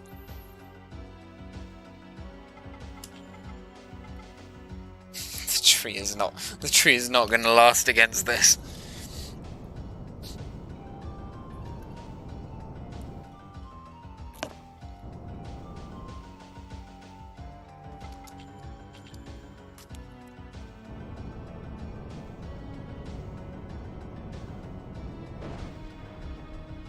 Unfortunately, we don't stand up to much against the ultimate life form that is the Scapara.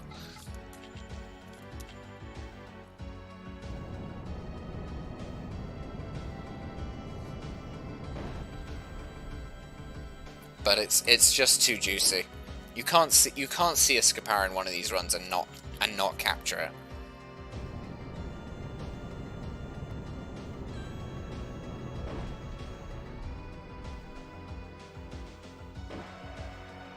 Yeah, I accept that the Ocean dies. I don't know if the Scapara is weak enough for Levant to successfully capture now, but we're going to have to try it. And if it fails, then we die. And we'll come back with an Asher. Which will be able to capture us some Scaparas.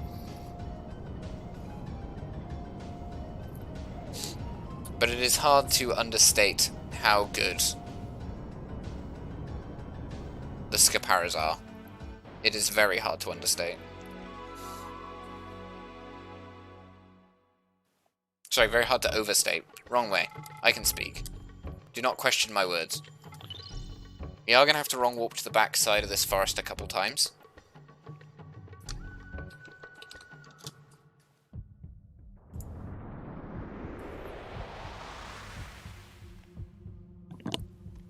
But, well, I say a couple times. It'll probably only be one more time.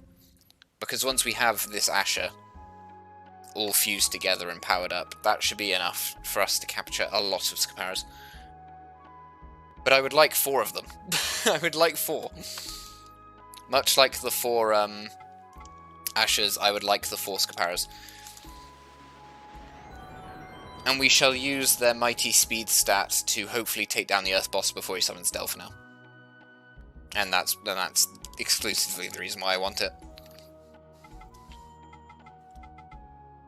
I don't need you anymore, I want Scapara, the superior being. And to be fair, its attack stat isn't bad, despite being captured this late. It'd probably be a little higher if it wasn't, though. Scaparas have a higher attack growth stat than both Reshabs and Tefraids. But that 37 speed already is... Oh, it's delicious, it's perfect. Okay, so let's merge a bunch of Ashers together.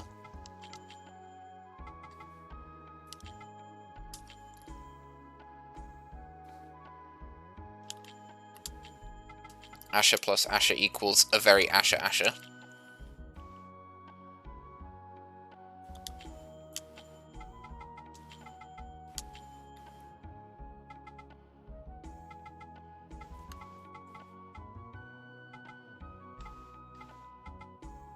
Yeah, still worth.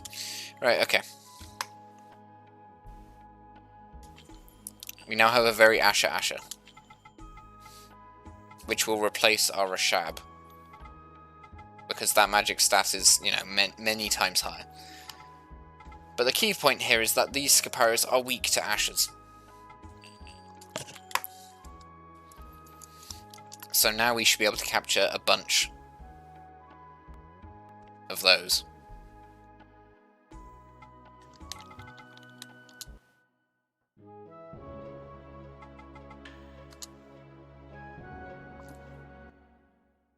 And we'll be able to, by the time they're level 20, we should be able to use 2 wind attacks plus critical against the Earth boss before the Earth boss uses any attack on us, which is the important part.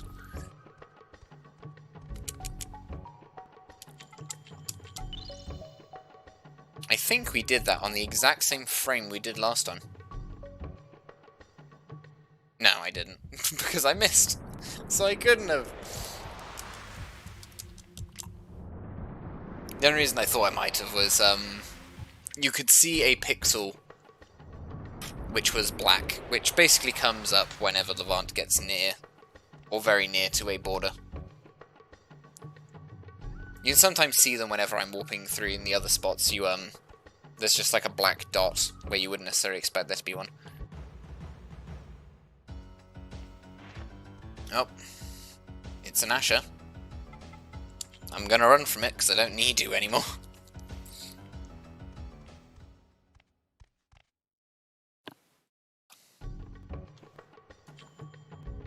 I have to say, unfortunately, behind this barrier is one of the more awkward spots for there to be any, see, you can see the dot there as well, just below Levant's left foot. But you aren't always in the right spot when you can see them. You see it there to the left of his right leg. There you go. You can sort of see it phasing in and out there. And generally speaking, when you can see those, you can wrong warp, but you can't always. So it's like, I don't know how to describe it. Because it might work, it might not. But generally speaking, you have decent odds if you can see it. It's not always present though when you can wrong warp. It's just sort of a visual thing that occurs when you have Levant a bit in the distance there, basically. Oh, look at that. That's perfect. Oh, we're gonna get so many Scaparas. Puts it at 10 health for us.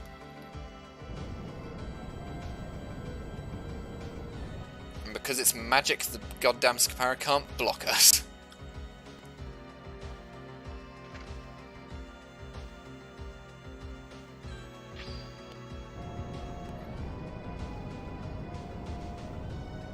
This has been a very good spider forest. A very, very good spider forest for us.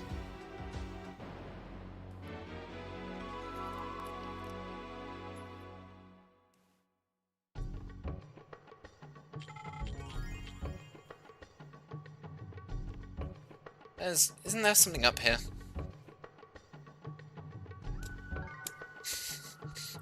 Hooray, more items we can't use.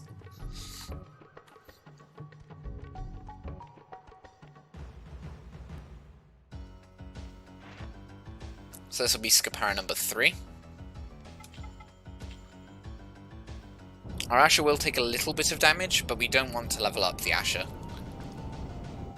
because doing that will prevent us capturing Scaparas.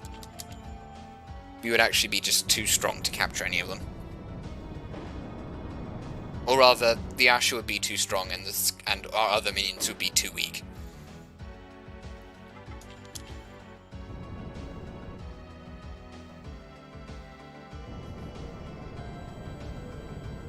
So we're going to use the Scapara we have to take on the Poacher. Then when we get to the end of the Moth Forest, we're going to merge all the other Scaparas we've caught onto that Scapara.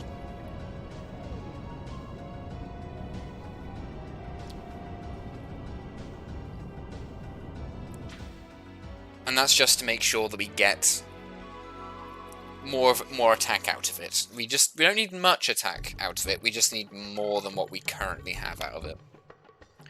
So it'd only be like 2 levels difference or whatever, but it will prevent merging these additional Scaparas into it, causing it to level up.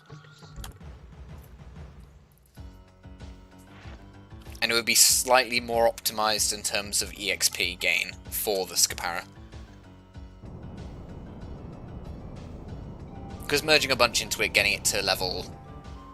what would it be? Level 10?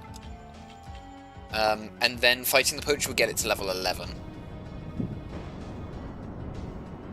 I think? 2, 9... yeah, so we have 4 of them, right? You get to level 10, if we kill the Poacher first, it goes to level 11. Then you merge it with the Scaparas, and then it's almost level 12. So it ends up being faster at leveling it up.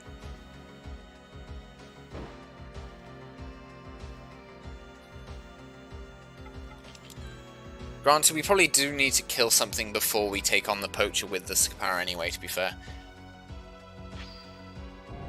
So that may be not quite so true, but... honestly, I think a level 8 Scapara probably can beat Goat quite comfortably.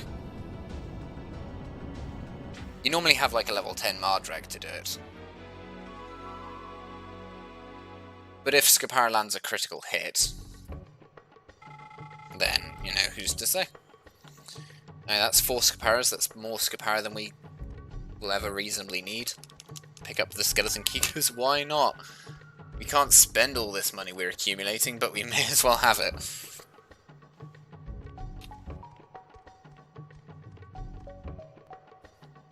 Oh god, okay.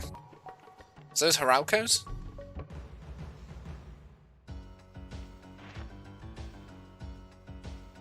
Okay, they are Haralkos. I think we just run from one and then try to fight the other with the Asher. If Asher can take down both, then we have a level 10 Asher. Which is pretty good still.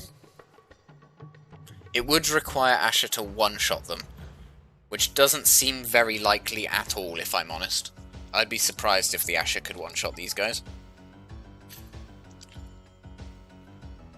This might be one Asher kill, and then have the Skipara just kill the other one. That's probably what it'll actually be. Because I don't think Asher would one-shot Haralko here. Well, isn't that annoying?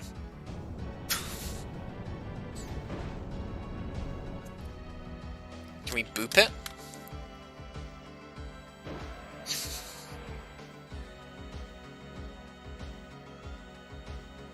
Well, I wasn't wrong.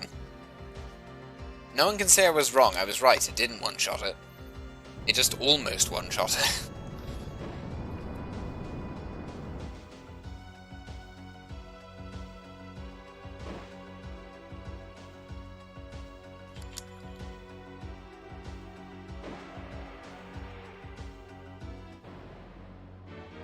The attack animation on Asher's looks so goofy. It's just a strange animation. Alright, level 10.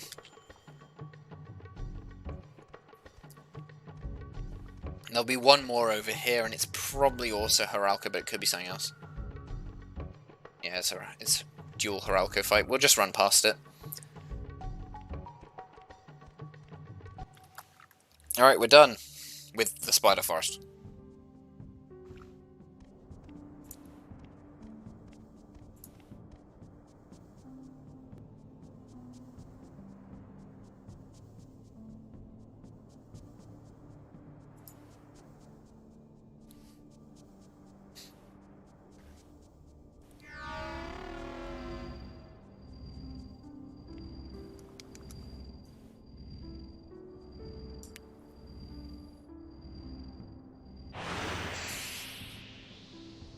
I wonder why the talisman makes Levant keel over like that.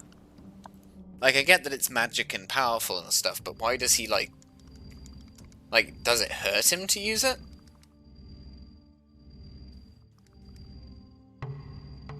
Or is... Because we know that's not how he cowers from light, because he did that earlier. Well, I wouldn't say he cowered from it, but you get what I mean. Also, is his model slightly floating there? His shadow looks like it was in the wrong spot.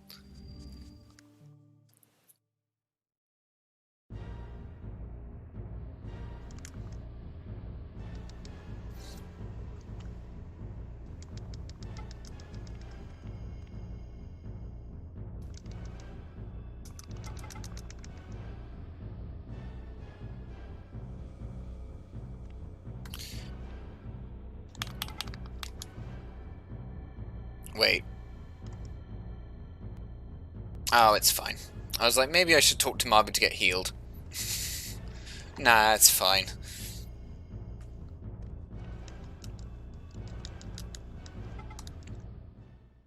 We don't need to be healed.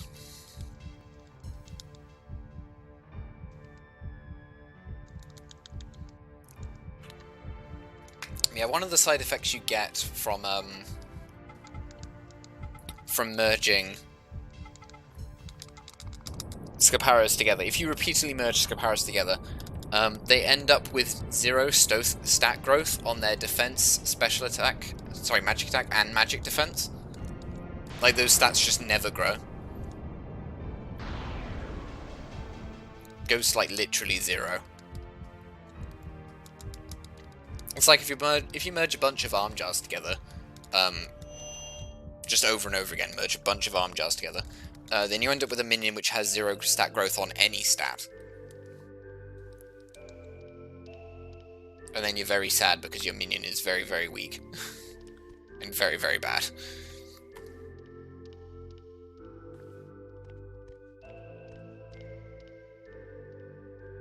Which is why you don't really want to use arm jars in merges unless you have another minion to compensate for the stat loss for doing that.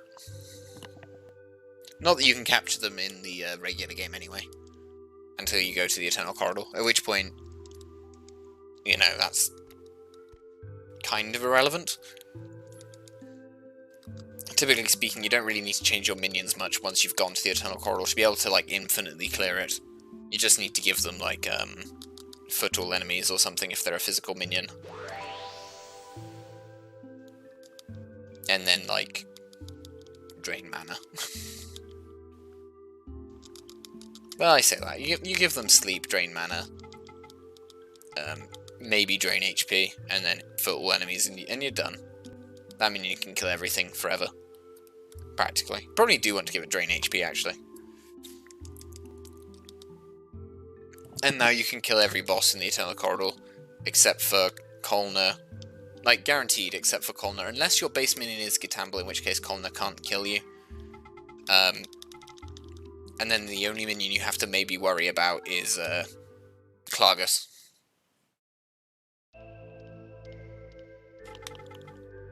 And the best element for your minion to be is probably Earth. It doesn't have the better base, as high base stats, but the majority of... Well, actually, no, it doesn't matter, because all of the water bosses in the Eternal Corridor don't have a water attack. In fact, almost all of the bosses in the Eternal Corridor don't have an elemental attack. Kolner does, but it's instant death, so it doesn't really count. Actually, who does? So, Peluja has critical plus accuracy, which is non-elemental. Tika does, and I believe is the only one that does off the top of my head, which uses Ulvia. So maybe air is the best one, because then you're good against Tika. Jutro just uses... I believe Jutro uses, regular attack plus critical. That's a wind minion. Yeah, so Jutro uses regular attack plus critical, Kolner uses instant death on a repeating loop, like a broken record. So that's the first four. Then the back four are Sakangel, which uses blank attack plus power. Tiamos, which uses drain HP. I believe they also have drain mana. I think they do use both. Drain HP and drain mana. Yolga doesn't use any elemental attack whatsoever. And Klagus uses special effects. So poison, sleep, and stone. I think that's all of them.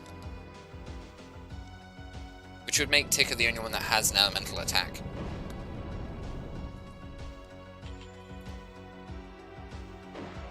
With Ulvis and Ulvia. Which I guess is fair.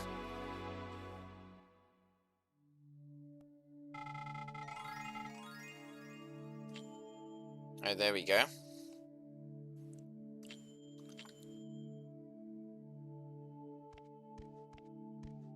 Now we need 50 speed total. That's not an upper bound, mind. That's just... So it's not the lower bound, that's just a I know for a fact that it will work with 50 speed. To get the double turn on the Earth boss with our Scapara. I've been meaning to work out what the exact number actually is, but I think it's... 49 might be enough. Again, I don't know why I bothered opening that chest. We literally have no use of it. Asher's got 34 mana right now, which isn't great. And I can't heal them. Oh my goodness, okay. These aren't ashes. They look like ashes, but they aren't. These are Saramoons. Oh, guys, come on. I don't want to... Now I have to fight both of you. Or neither, I guess. I went through the transition screen first. I still want to fight one. I'd like to fight one. But yeah, these guys just run from you. I was gonna fight one just so I could retreat from it. But you can see these aren't ashes. There you go, it's a Napandra.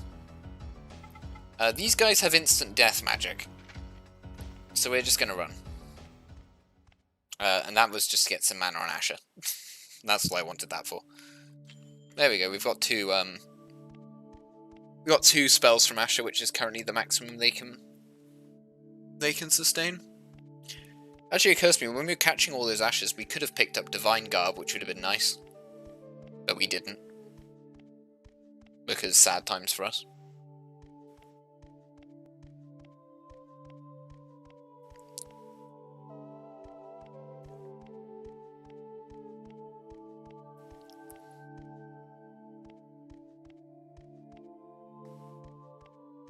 But anyway. So, all we need to do here is have Scapara kill Gigoat, and then it doesn't matter who kills Poacher. Most of them can.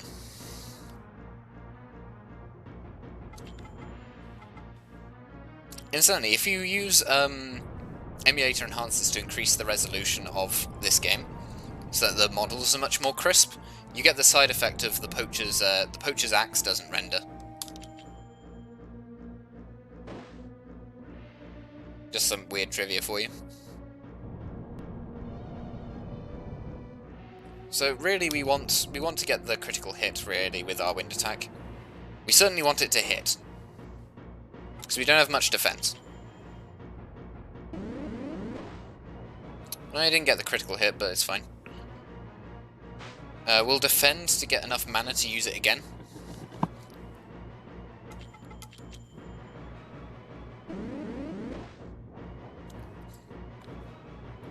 Still no crit, which is a bit sad. Our blocking is fantastic though. I love the blocks on a Scapara. By far my favourite minion type to use.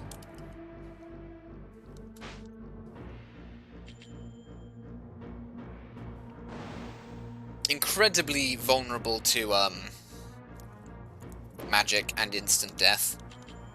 And in fact any attack that actually makes contact with them they're very weak to. But the extra turns, the high crit rate, the decent attack stat, and the fact they block every other attack that comes their way, particularly when they get high level, is absolutely fantastic. There we go.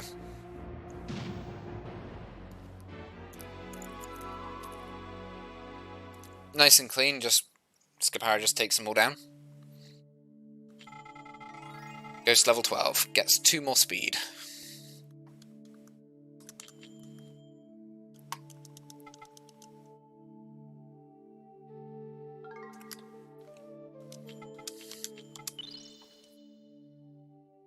We'll now merge that Scapara with all of our other Scaparas. It'll lose a bit of mana.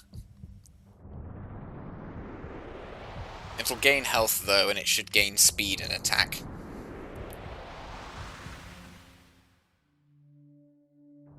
I don't actually know if the crit rate goes up, because the crit rate is basically there's a hidden 6th stat on your minions which determines their critical hit rate. Which will be a value from like 0 to 200. I think the highest is on the para family, but I can't remember what the number actually is. I think it's like 160. With 100 being like neutral, right? That's your average crit rate. Boss minions all have 0. They can't critical hit.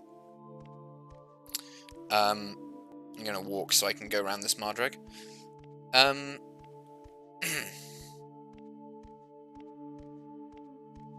Well, sorry, it's probably actually, I'm afraid, actually. It looks a bit dull to be a Mardrag. But yeah, so they have this hidden 6th stat. And that stat obviously doesn't grow. It doesn't control the growth stat of your minion. Your minion can't gain critical hit rate by leveling up. But I don't know if merging minions increases the critical hit rate or not, or if it pulls it down. I would assume it does, right? Because it does with all the other... Your growth rates are affected by merging, right? They go up and down.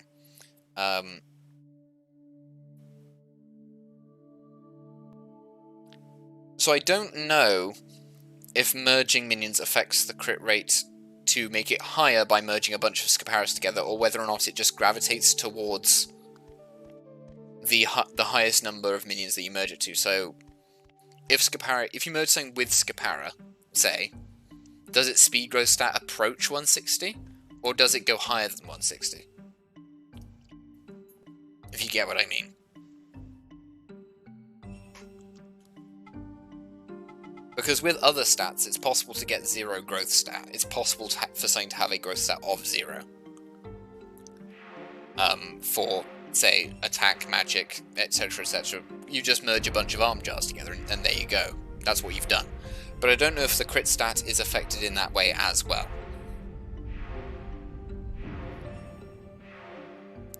It's also how immunity works. Sort of. Immunity actually does find the average of the minions.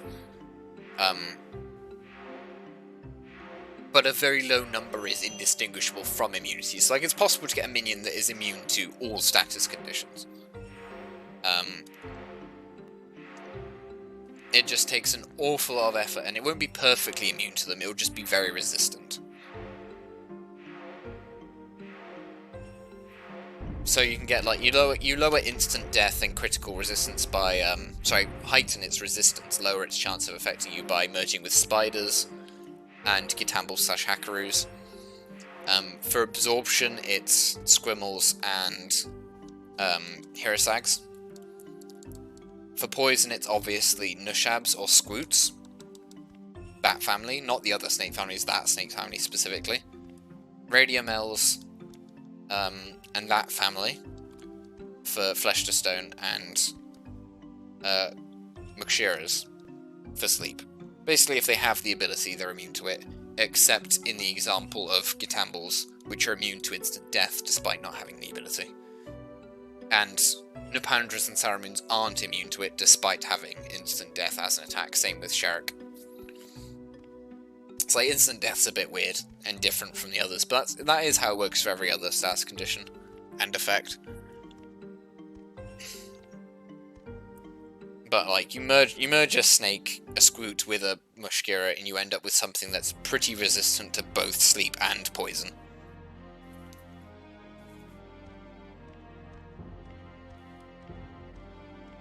So you have to like do a lot of repeated merges to get like increasing levels of immunity.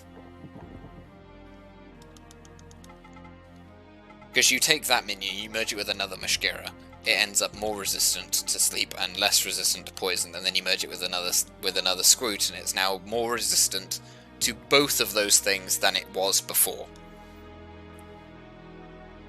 If I remember correctly, and you can just keep doing that to get it pretty much to 0.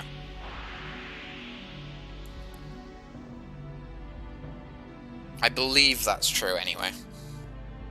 I'm not sure how exactly the maths works out on that.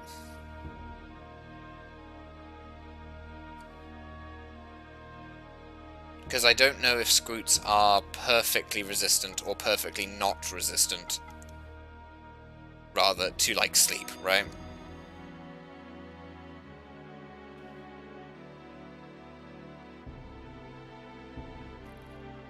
So I don't know what there probably is like a lower bound that you can realistically get it to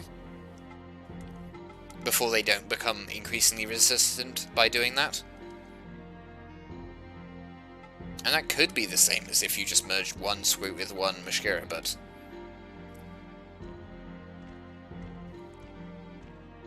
based on what I remember, that's not the case, and you can actually increase the resistance to both those things by repeatedly doing it, but I can't say I perfectly remember what the formula is to be able to say that for sure. But I know it involves like taking, like, there's the one with the higher resistance and the one with the lower resistance, and then does some funky maths with them to calculate immunity in the end. I believe on the wiki for the game, the formula is there somewhere. I don't want to... It's Yan, it's not Yen. It is Yan. Let's just sell every item I own, because I can't use them. Let's see how rich we are by the end of this.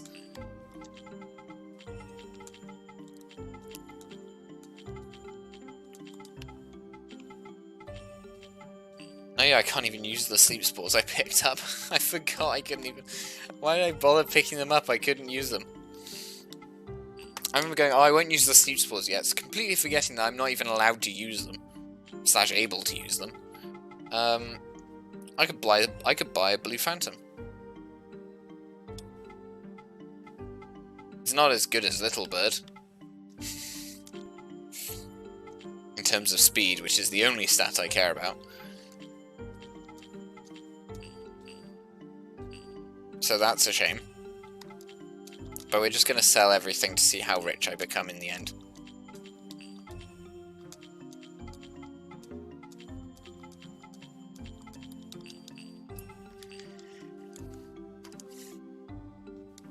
I remember one, like, a long time ago, many years ago, over a decade. Easily. I actually caught enough minions to buy the highest cost weapon in the game. I can't remember his name, I need to go merge. I remember there's Spring Blossom, but I feel like there's one that's more expensive. Because there's like one weapon that looks ludicrously expensive throughout all of the game that you can buy. And then you get to the Eternal Corridor and there's a new weapon that's even more expensive. And you have to basically acquire maximum Yan to buy it. And I remember just going into the Eternal Corridor, capture 12 Fireflies. I was like capture level 30 or something, so it was like guaranteed every time. To capture these level 20s, then you spin all of them.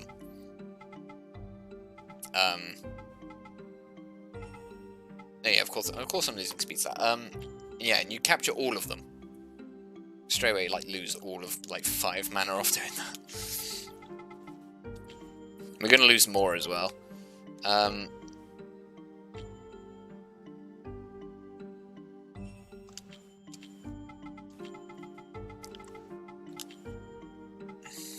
Is there any difference between these anymore? Don't think there is, but... There we go. That Skapara needs to get to 50 speed now.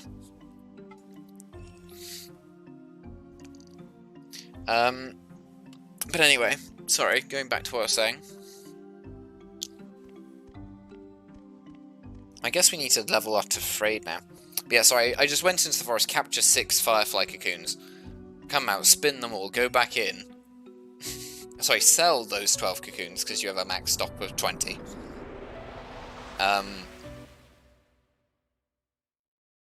So yeah, and then go back in, capture another 12, leave, spin them all, sell them, go back in, and just doing that for like a day, like a whole day, just to buy that last weapon. And what the last weapon does is it has critical on it. I believe it has essentially critical plus accuracy on it, and has a very high speed. Oh, it's Twingo, but not Twingo. It's fake Twingo.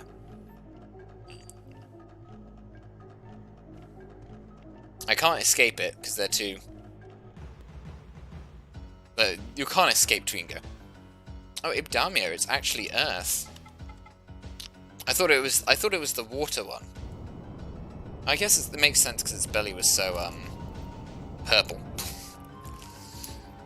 But I assumed it was the water one. You can't run away from these guys, so there's no point trying to.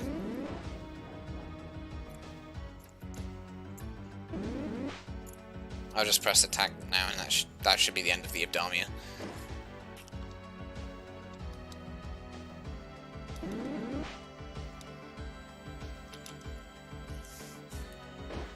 No bonus turn? There we go. No critical hits this battle, which I'm kind of surprised by. Though to be fair, I've blocked every attack it's thrown at me. So I guess that's fair and balanced. Anyway, so we want our Asher to be higher level, and we want Tefrayed to be higher level. There you go, Scapara gains goes to level 13.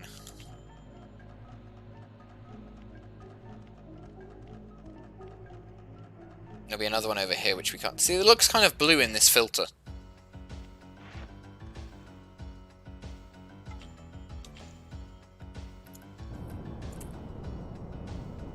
I'm kind of sad that, like, in the actual fights it doesn't have the forest filter on it. So the minion looks a bit different in combat. Oh, there you go, there's the critical hit. We'll have Tefrayed kill this. Gain 4 levels. Why not?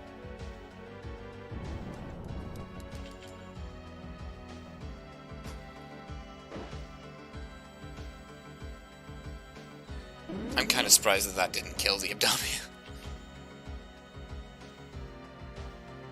Did not do as much damage as I'd anticipated.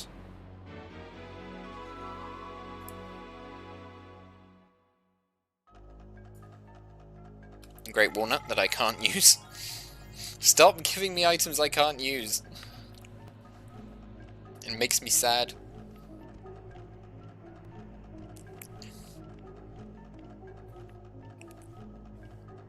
So anyway, our goals are to get Asher to level 13. Say 13, 14. And then Tefrayed to 13. And that should be sufficient. So you want something water to fight? Like this Makambu. I believe this is a Makambu, or it's a Radash. I don't think it's a Radash though. Oh, it is a Radrash.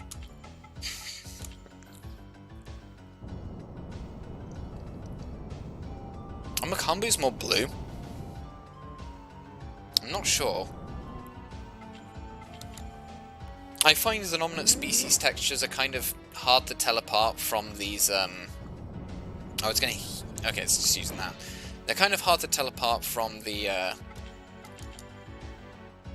family equivalent.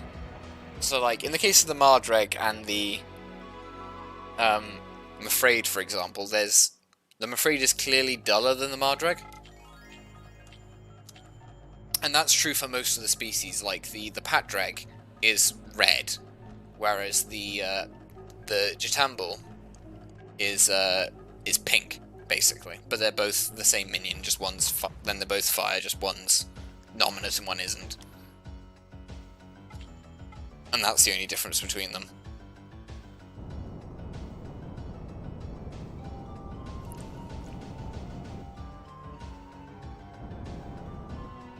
I only used 2 earth attacks there, by the way, because Radrash would heal itself otherwise. Which it might do now anyway, because it's quite kind of low. Yeah.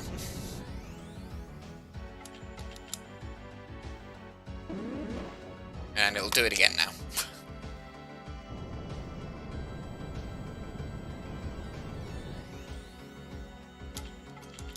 There is actually a second form of that spell.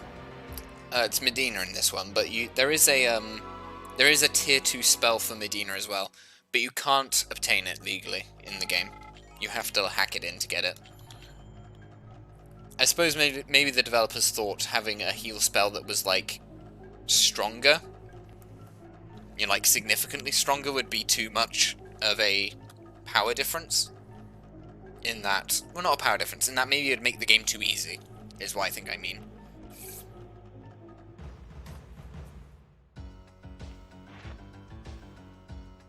I don't need to fight you. I have a level 13 Tefrayed now. I just want something that's wind. I'd like to not take any damage on Levant though, because I can't heal damage that Levant takes.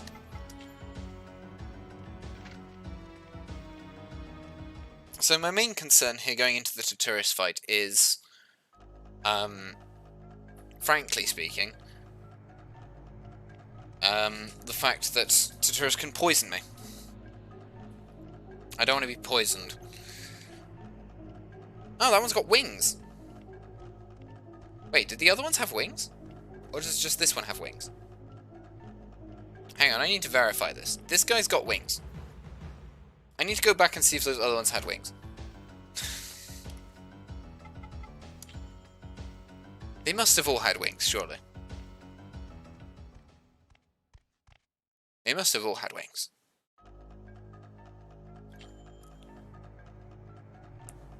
My eyes surely do not deceive me.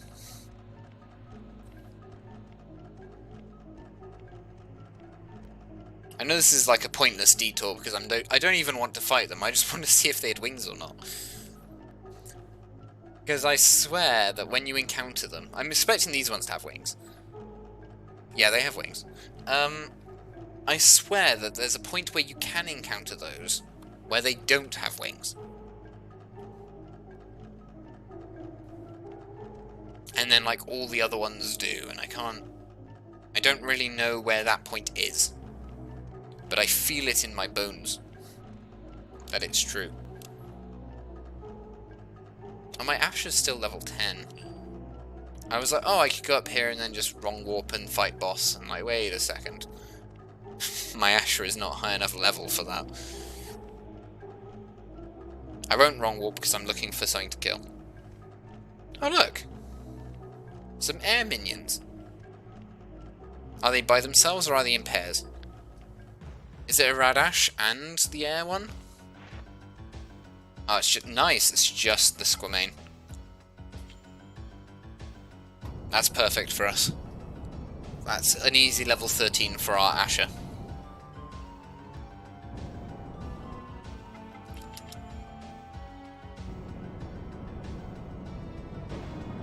We just need... Ooh, we need to do a little bit more damage than that. Okay, I need to switch into Scapara to hit it a couple times, then switch back to the Asher to finish it off. Because we don't quite do enough damage to it to kill it in 2 hits. We should be a lot faster than this guy though, so we should probably block most of his attacks. Scapara will recover a quarter of its health anyway at the end of the turn, so it's not the end of the world. We'll just defend here. I believe when you defend you can't actually block. Like, you're guaranteed to take the hit. But it'll do less to you. I believe that's correct. I don't think you can block. I don't think you can block dodge a blocked attack. Let me get my words out of my mouth.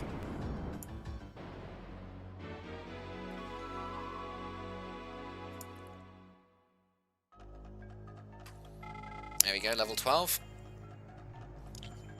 Magic up twice. We didn't actually gain enough mana back.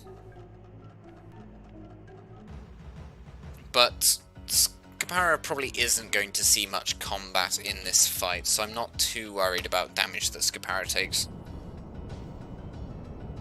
Scapara will be usable against Fire Boss themselves, but not on Taturus. Not really, anyway. If we got good luck against Taturus, it'd be fine, but we need Taturus to try to drain mana, or to... Sorry, yeah, to drain mana, or to poison the Scapara. And either of those would be fine, probably.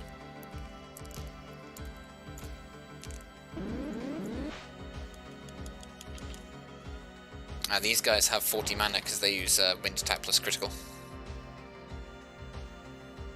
We would have enough mana if we didn't merge additional Scaparas into our Scapara. But anything for the 50 speed. Anything for 50 speed. It's too good to ignore.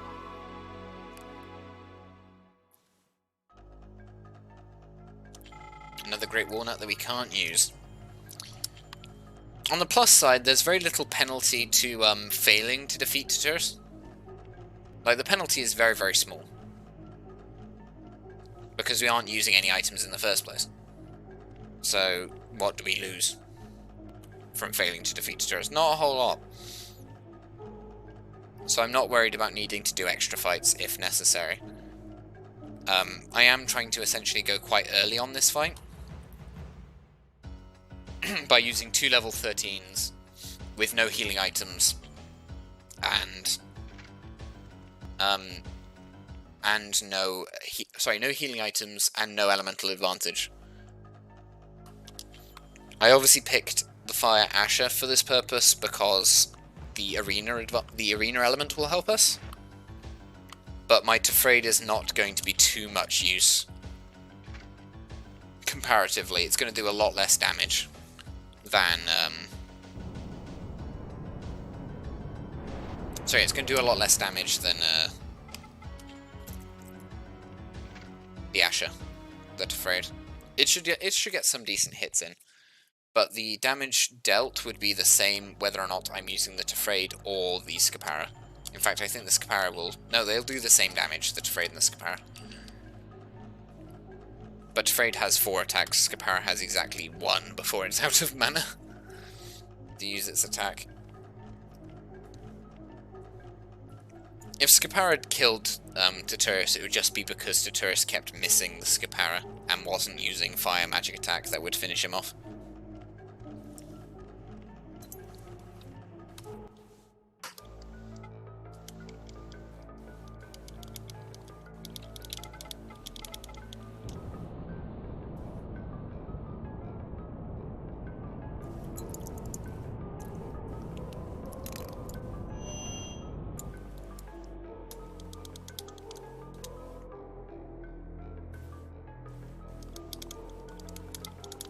Yeah, we've had a bit of an awkward start here by having to, when I say start here, as if we had an awkward start due to having to level up those minions to defeat Kikinak. You could cut off the entire first hour of this run if we were just allowed to use items. Do we? Do we? No, we don't kill it. We don't kill Fire Boss doing that, so we shouldn't.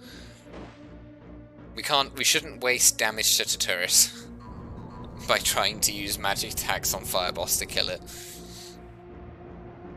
If we got 2 turns on the Fire Boss there, then I would be like, wow, now I regret my decision. Oh, poisoned and lost over half our health. This Asher is not going to last a long time. This is kind of why I wanted level 14 rather than level 13, because we aren't going to do much damage to him. I think the Ash is actually already dead. Yeah, we needed that Poison Tail to miss. Like, quite badly we needed that Poison Tail to miss.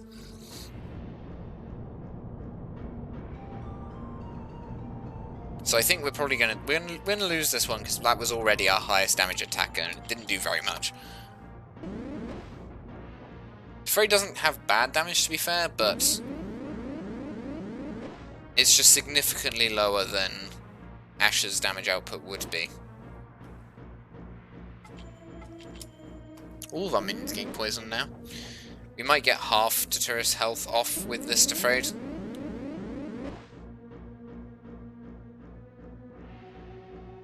But the idea of Scapara finishing off Tuturus is kind of laughable. That's 3 poison tails in a row for Tuturus. Doesn't really make any difference because the poison... Well, it's taking away 30% of Tefrade's health, but yeah. So bit under half of Tuturus' health done by that. Yeah, we probably do want level 14. Level 14 is probably necessary. Now, Tuturus doesn't have resistance to air elemental attacks, so the critical should actually be comparable to the Tefrade's one. In fact, it did a bit more because it critical hit. But the regular attack is going to be the problem. All bosses take reduced damage from regular attacks. So we would kind of need Scapara to crit a lot. And Tuturus to just not use magic.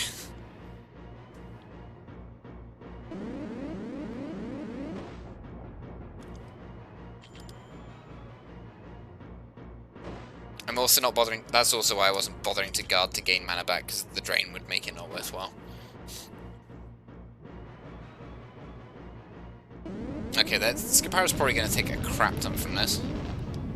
There you go. Well over half health.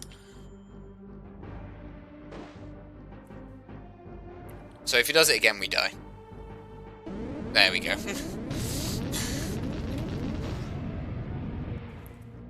All things considered, that was pretty good.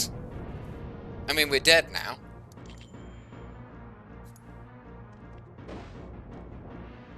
Because Levant can't... Levant can't kill it. Well, Levant might kill Tityrus, but then we'll still die to, Okay, Levant probably won't kill Tityrus, but would still die to, Fireboss anyway, so we are dead. This is just a foregone conclusion of can Levant punch Tityrus to death first? Probably not is the answer.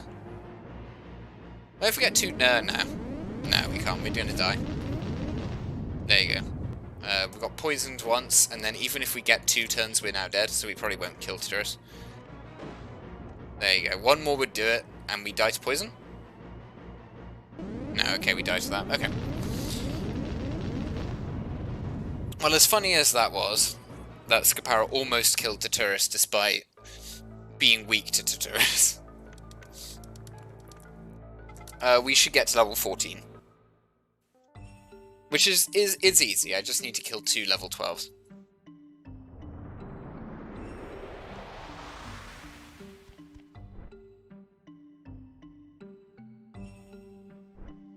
So we're gonna... I definitely went in early there. I didn't need to go in that early, I just wanted to. Asher, sadly. If Asher blocked that attack, that first one, then maybe Skipara actually finishes off the Tityrus, and then it comes down to a full health Skipara versus Fireboss, which Skipara wins, by the way. And like, it's not close. The Skipara wins by a large margin.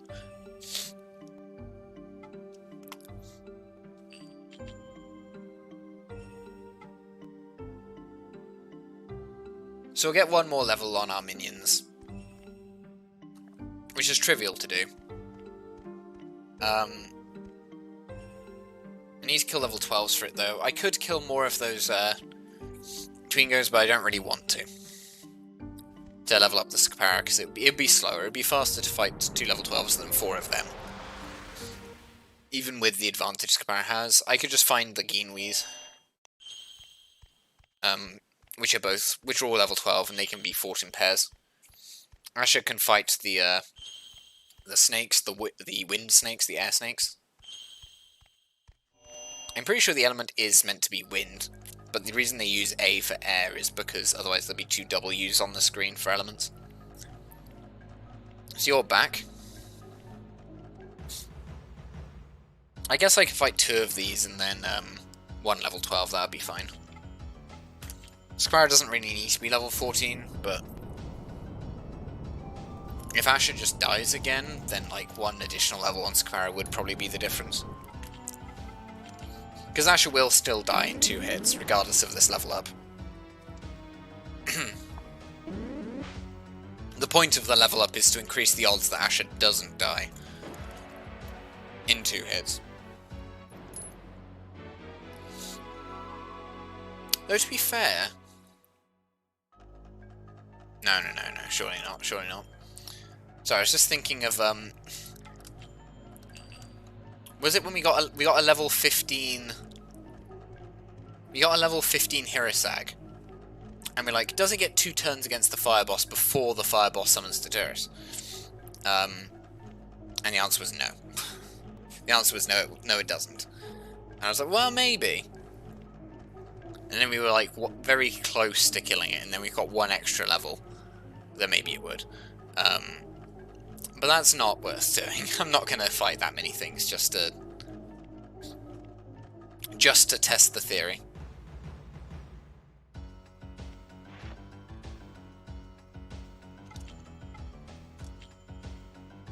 Alright, so 2 of these for Tefrade. Gets Tefrade to level 14. 14 I think is like the standard level to take the Turris on without needing to heal. Or if you just have multiple fire minions that are decent, and Turris has a nice AI time with you, because I've obviously killed him with just Batimals, and I remember that I didn't need to use healing items. Really. To take him down with Batimals.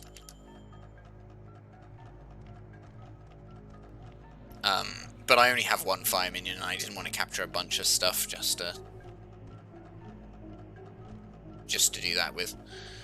Though to be fair, when I do these runs, it may actually be worthwhile. I just don't do it because I think it'd be boring to just capture a bunch of the same minion and then just have multiple copies of it. So, like, say we found that Asher, right? I just capture like 12 Ashers and then have 3 Ashers for the rest of the game. I thought that'd be kind of dull to do, which is why I don't do it. It'd probably work. You probably do manage to beat the game with 3 Ashers and nothing else. I generally think that's the case with most minions, actually. That you don't need an optimal this minion's good against that minion kind of setup. You can just have 3 of a decent minion, and that will probably be good enough. Sorry, my voice has gone a bit. We're 2 hours 35 into this, and I'm kind of constantly talking, so my throat gets a little dry. And will probably hurt tomorrow, actually. Now that I think about it, but whatever, that's fine.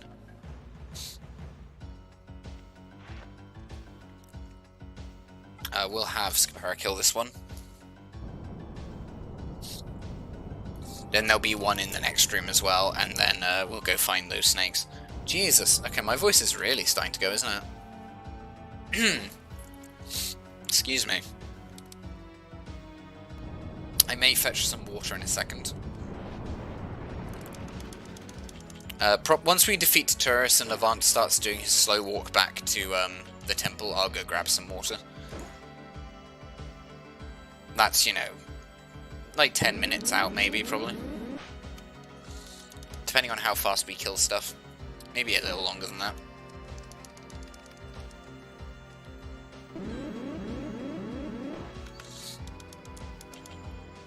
Rude stealing my mana.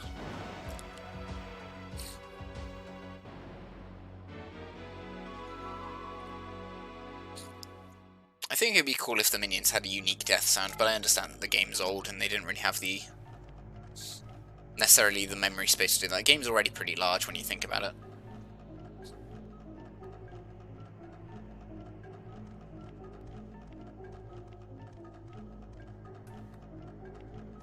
So there's that over there, which is fire, which I don't want to fight.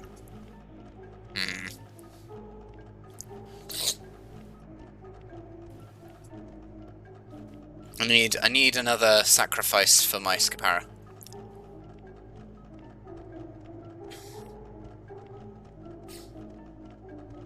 I mean, this is where Asher's ones come in.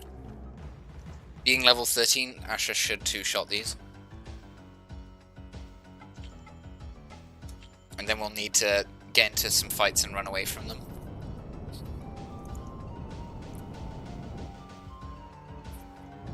Get all our mana back. We don't care about Levant's health, like, at all, really.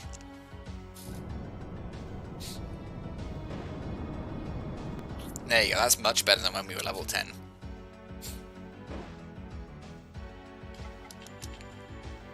It's a shame that magic minions, though, just end up with such little health in exchange for their mana.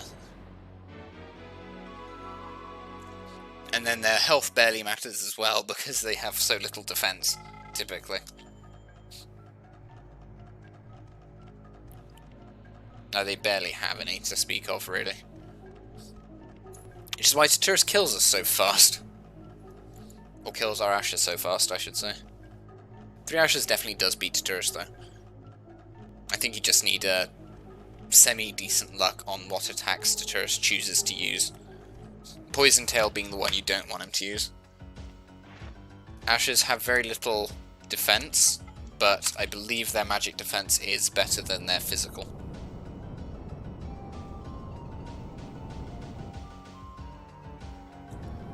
Maybe you do want the Poison Tail, but you want the Poison Tail to miss because you can block it with Asher. It might be that. That you want Poison Tails, but you want them to miss. Which is kind of specific when I think about it, but... Or Drain Mana, actually. Drain Mana might be also one that's fine.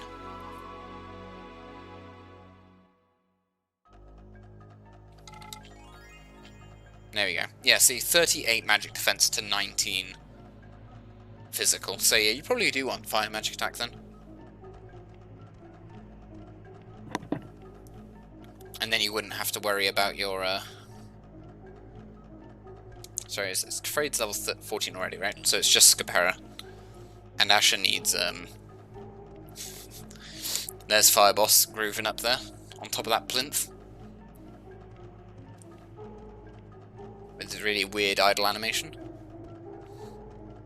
There should be a thing over here to kill. There we go. I don't know why I assumed... Oh, they're only level 11.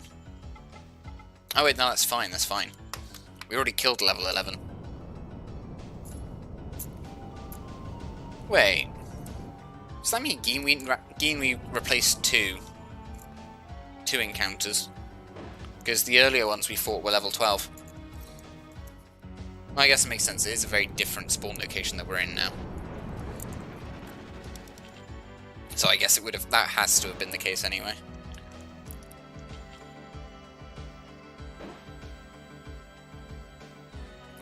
You see what I mean with, like, the randomizer likes to duplicate some of them.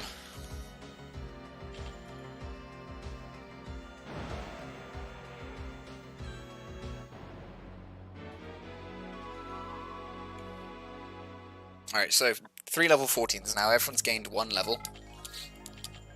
Scapara got 2 attack for that, which is very nice. That speed's looking good. So yeah, Scapara's now a bit more powerful than Freyd, but still we can only use its attack once. Maybe it would have been better to not merge all those Scaparas in just yet. Have enough mana to use 2 of those wind attacks, and then maybe we would have won the last fight.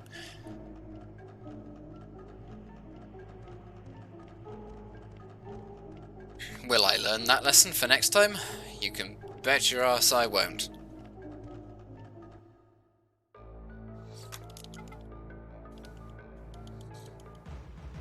I forget coming up here sort of like teleports you into position. It was like I was not on that side of him. I was on the other side. Oh, Asher doesn't have mana still. Oh no, I forgot. Okay, okay. It's fine. It's fine. We're gonna block with Asher for the Tutura switch, and then she'll gain enough mana.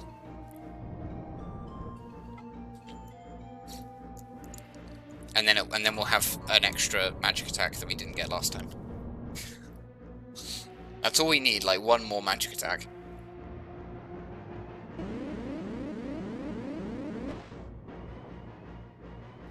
Okay, Poison Tail.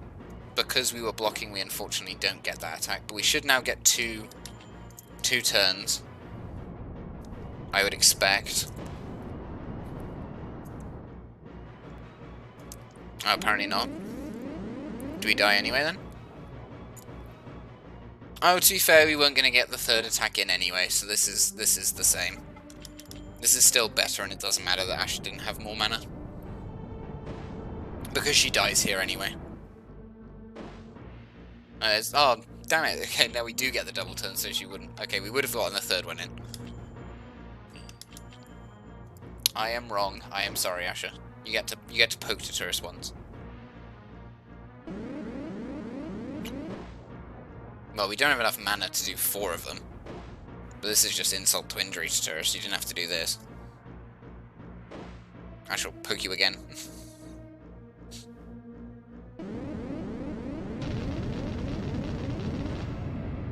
Okay, so maybe a little bit unprepared on my part to do a bit of extra damage by just remembering that Ashe needed a few more fights. I was just looking at the levels. Alright, Freyd's up. Again, Scapara will go in last because Scapara's the sort of do or die minion. It's not a good idea to send Scapara in. Sparrow is like a guaranteed win against Fire Boss, but not at all against Turturus. That is far too risky. Defrayed, on the other hand, is like a guaranteed 4 hits against Turturus because it's very tanky to his attacks. The only time it isn't is when Mana Drain is involved. If Turturus steals mana, then Defrayed isn't guaranteed 4 hits, which Turturus has chosen to not do. I think we'll get 5 in, maybe? It depends on if we get a double attack here. If we can block... Okay, we don't get the double turn. Oh, okay, Turturus was just making sure that we weren't going to do that anyway. No, we won't. We'll regenerate less than 9, so we won't regenerate enough by blocking, so we should just use regular attacks now. Defrayed's so tanky. A very good minion for fighting Turturus with if you don't have access to water minions. But in a regular playthrough, when are you not going to have access to water minions? Let's be real. You're gonna have is it Shikatas? The water suave in this forest, which are easily good enough. Alright, so it comes down to the air minion to take down the fire boss.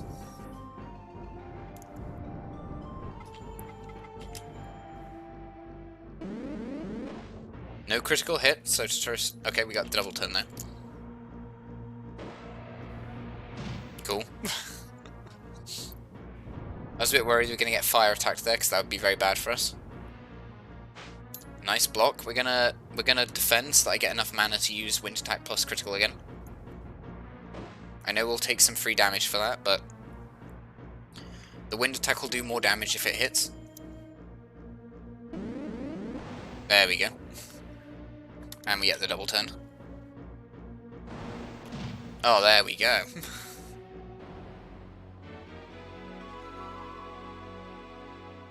So yes, our minions died, but they died for a very valiant cause, and that cause was, of course, Scapara getting to level 16. And now having enough mana to use its attack twice, which is what we need for it to take down the Earth boss before they summon...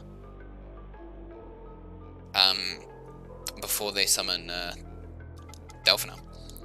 Oh, I will also say, because we're doing this no items run, we are expecting to die on the first encounter with Kashidra. Like, we are outright expecting to. Because we won't have mana on one of our minions. And that we'd either not have health on our minions, or we wouldn't have mana on them. Anyway, I'm gonna go grab a drink real fast while Levant walks over. So if he's gonna sit down for a sec, but we're just gonna accept that.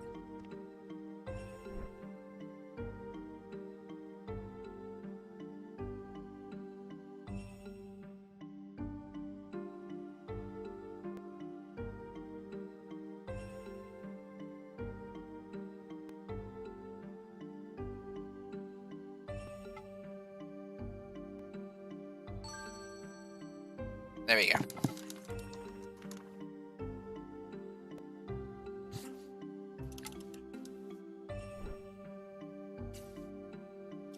So, you obviously lost 2 minions, so we're going to have to go get healed.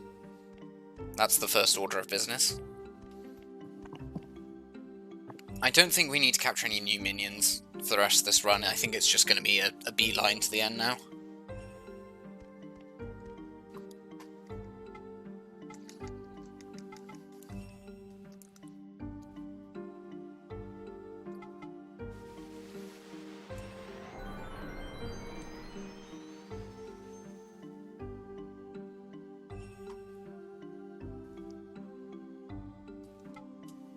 There we go.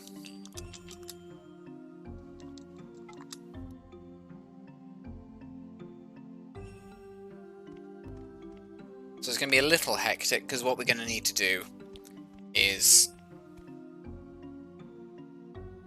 Well, it's not going to be hectic. We're going to have to perform the Dragonfly Wrong Warp twice, at least. And plausibly more than that. I will, of course, save the state before we do the wrong warp into the Spider Forest because it could crash our game. And this isn't an any percent speedrun, so you know, if it crashes, I'll just pause time and reload the state. And then we'll carry on. As if that didn't just happen.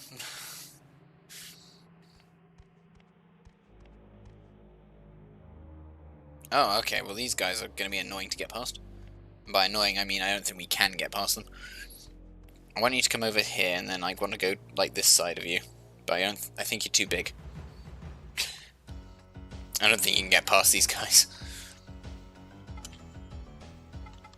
I'll just run, I don't care to fight them.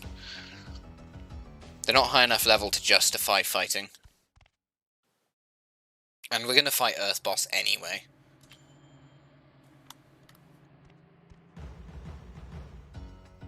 Earth Boss Ghosts, I should say, we're going to fight. Oh. I made the mistake of, yeah, I made the mistake of being slightly too far to the side. What was that? Is that neutral attack plus power? That might be.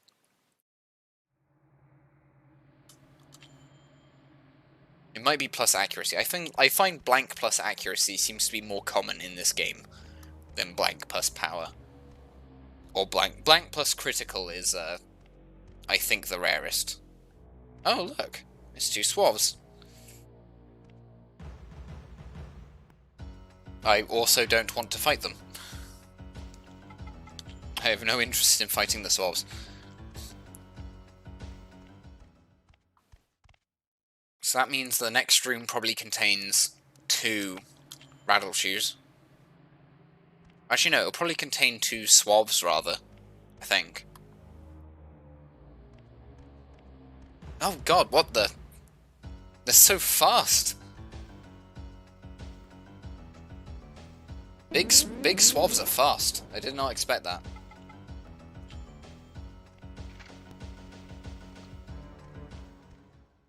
You can outspeed the swabs you find in the beetle forest. You're faster than they are. But I think fully grown flyers are faster than you. Because, like, they sort of move at a relative speed. Oh look, the snake's back. You were in the regular one as well. Oh god. That one was coming right for us before we even went around the corner. These are Patamojas, so these aren't the same one. We had Rishabs. It just looks similar. I think these ones are slightly pinker and our one was slightly redder. Generally speaking, that seems to be the rule of if the nominate species is red, then it is... Or in fact, I think the nominate species is just always a deeper colour, a deeper vibrancy. And then the other ones are a bit more washed out. Or they're a bit more, or they're very distinct. Like the Patimal is very distinct from the Patawasp. It looks very different.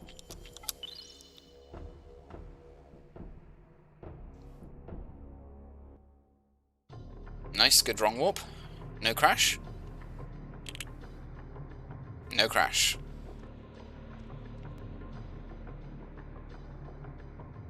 Okay. We don't have sleep spores, we don't have access to that kind of tool, which is why it's probably going to take a few attempts to clear this forest, because we can't run away from the fights when we wrong warp to the backside. We can't run away from them. Now we want to find... minions that will be good targets for us to fight with all of our respective minions. So we want an air minion, we want a water minion, and we want an earth minion. That's a level 18, preferably. So that we can get ours to level 20. If I wasn't going for the defeat the earth boss strat, level 19 would probably be enough. Sorry, not the defeat the earth boss, the quick earth boss strat. Of killing him before he summons Delphinal.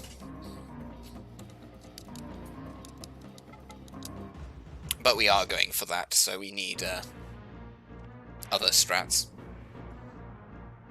So who should kill him first? Defrayed, maybe?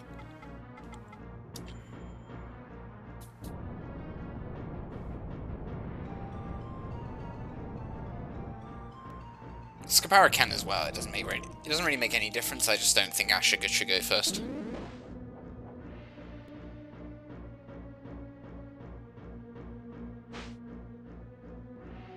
Earthboss ghosts, I should say, which is what these are, sort of. It is all the same Disciple of Darkness. He just sort of possesses everyone in this forest instead of just Mabu. Or possesses? I guess possession is sort of what it is.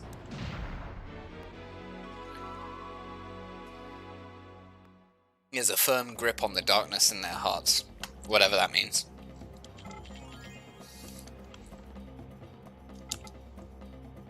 Yeah, we only need to kill 2 level 18s with each minion. Because we're going to go up to 19 from him. I always think we go up to 18, but we go up to 19.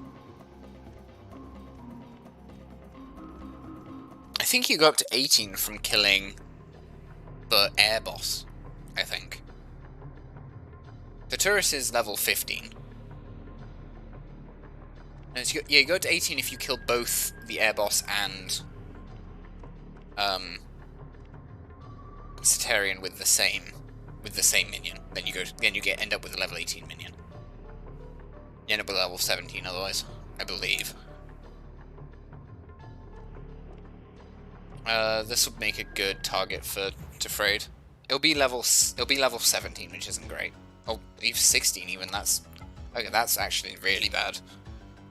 Never mind, this isn't a good target. Level 16 is no good to us. We'd have to kill way too many.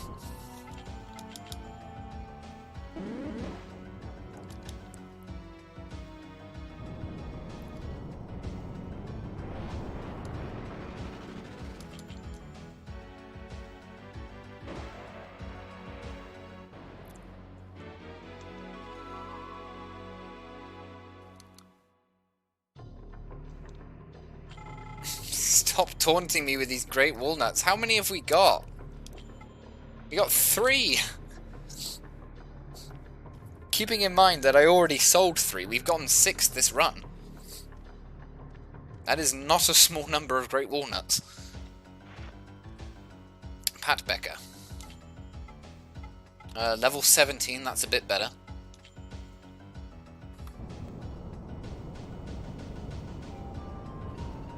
We're just going to try and get Frayed to level 20. The sooner the better. It actually makes very little difference whether or not we use an air minion for the Pat Becker, because it doesn't have any fire elemental attacks anyway.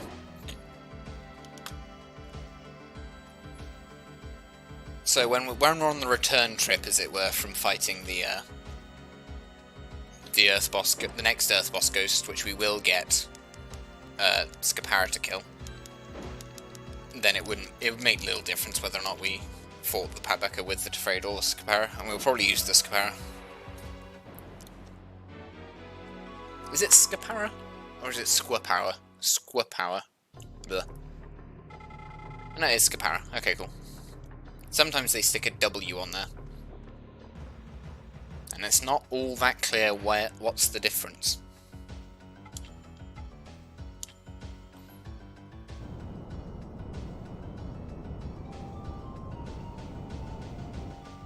Yeah, so Levant's a little beaten and bruised from our trip over here, and will remain so for the duration of until we die. But we will probably die to Kashidra, because we can't heal. Our Scapara, which will be on 0 mana, essentially. It may have recovered some, but it won't have recovered enough to use its attack at all. Will not really be usable. It would probably be usable against Chosen One, but not against Kashidra. Or it would turn into a sort of... It would be similar to the Taturus fight the first time, where we were just sort of punching and hoping that Kishidra just never hits us or uses magic. Go turn into that. Oh, that's a magic up oil that we can't use. Why must you keep giving me these good items that we can't use? Give me them on runs where I can use them. This should be a pair.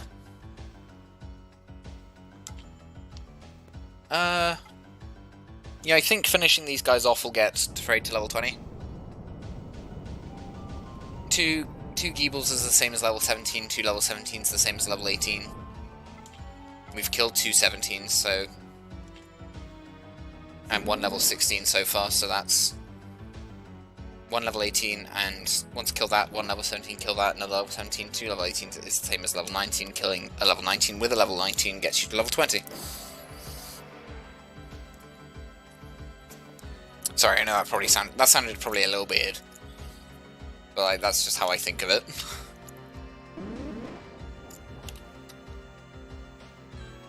Alright, we won't use too much of our mana in case we want to actually use some against the Earth boss to help the Scapara out, but I doubt we will. We'll probably just mash attack to kill the Earth boss, if I'm honest. We need an air minion still, though. We need something for the Asher to fight.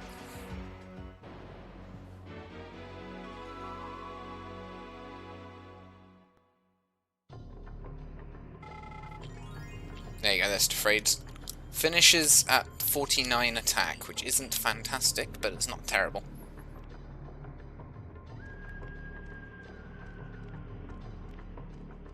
In our other runs, we've normally... I suppose if I merged more Defrayeds onto it, it would have finished at like 51 or something.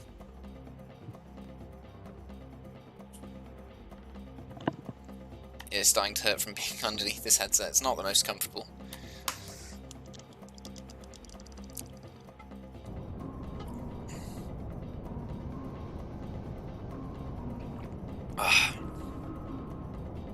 Refreshing water.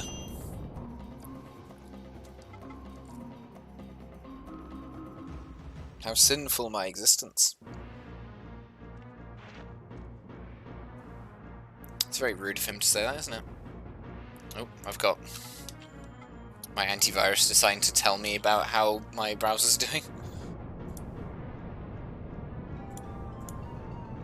Dismiss those notifications. Right. Scapara go punch face. It doesn't do very much.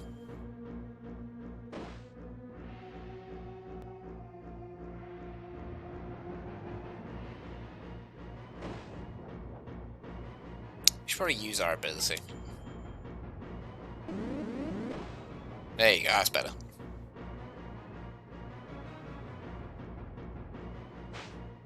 We aren't going to use it on the Pat Beckers on the way out anyway, because they're air, they would take less damage from it more rather than more.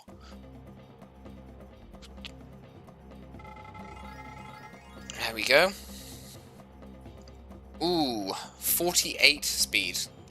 That's not 50. We're not going to have 50 speed. That's going to bring into question... Okay, I guess we'll find out if 49 is enough. Because we'll get 49 speed, probably. But we don't have 50, which is a bit sad. 50 we know for sure gives us 2 attacks against the Earth boss before Delphinel is summoned. We know that for a fact.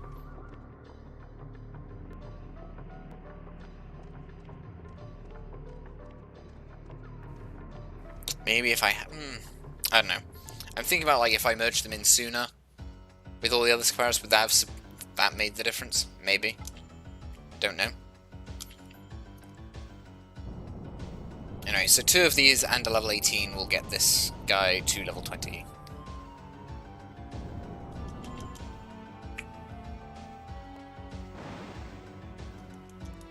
Nice critical hit.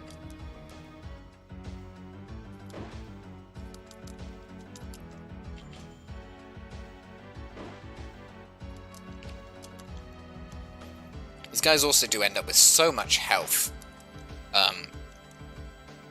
which is actually debatably, like, it's good in the main game. It's not great in the Eternal Corridor because it means that they hit 999 health, the max health, very early on in terms of level ups, which you could argue is good, but it means that their subsequent level ups are worse than other minions sooner, if you get what I mean. Oh nice, the level 18s are Earth. That's going to make Scapara's job easier.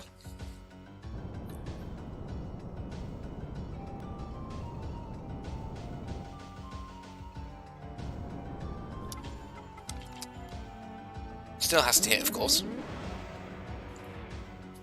There we go, it did.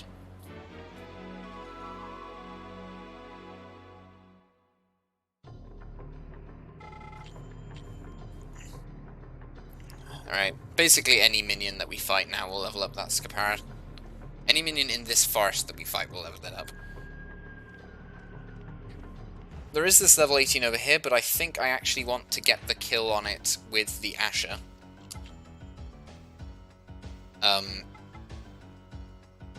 And then I'm going to go backwards and forwards until it spawns again.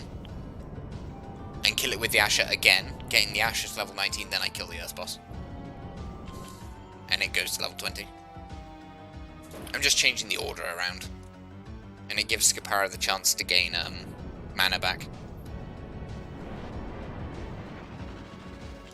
Alright.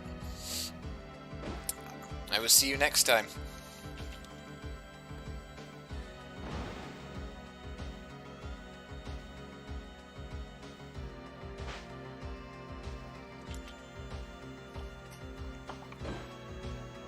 Here, 51 should be fine now. Scapara takes absolutely no damage whatsoever, because the blocking is so good. We can only hope that'll happen on Kashidra Wedge, because Kashidra just can't hit us.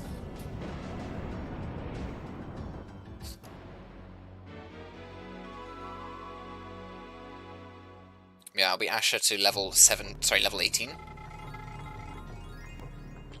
A nice 103 mana.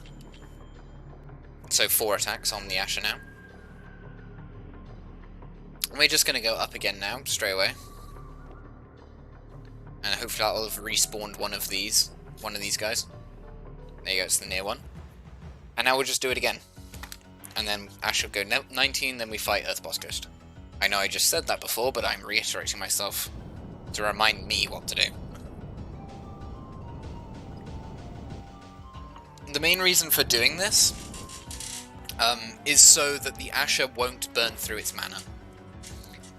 Because if we use the Asher to kill the Earth Boss first, the Earth Boss Ghost, and we didn't just use... I mean, to be fair, we could still have used Scapara to weaken the Earth Boss first, and then use Asher. Much the way that we're doing here with the Tauren Spurlets. The key point is that the Asher only uses 25 mana to use an attack on the Tauren, which it then regenerates more than 25 mana between fights, because it has over 100 mana. So essentially by doing this, all of my minions are healing. Now all of them are finishing fights with more health and mana than they start with.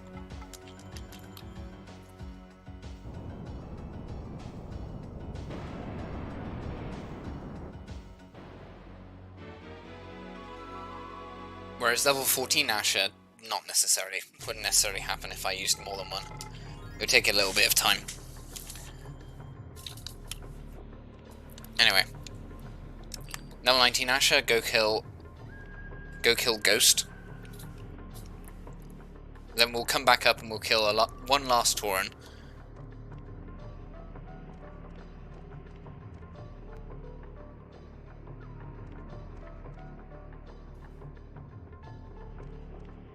Oh, it's these guys. These guys are actually meant to be here.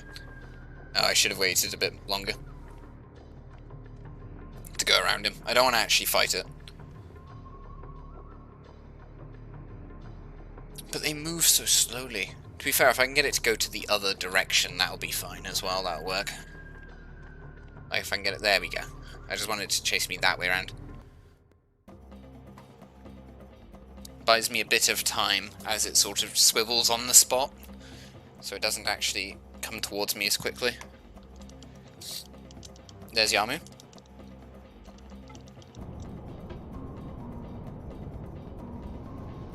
He's very lispy in this version of the game, or this well, not incarnation, this episode of the game. In Jade Cocoon 1, is all I'm saying, it's fairly lispy. In Jade Cocoon 2, Yamu isn't.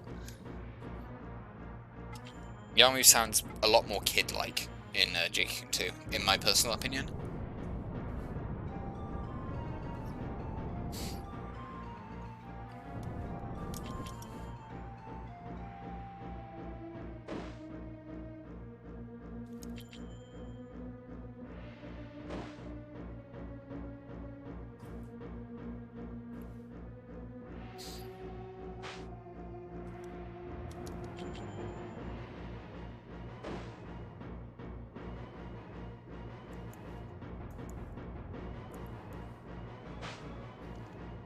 Earth's boss not getting a single hit on us. Excellent.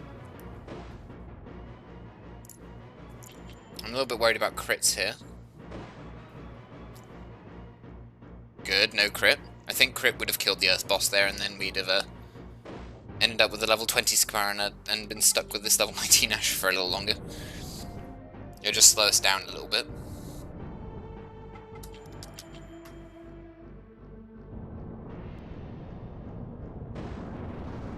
We can get the Scaparana to level 21 if need be, if we want to guarantee the level. Now that we've done that, we now just need Bloody Garb again. One more fight on the Scaparana to get level 20. Which we'll do on the way back. If we really want, if we fail to do the strat and then we die to Delphinel due to lack of mana, because we won't have any earth attacks left.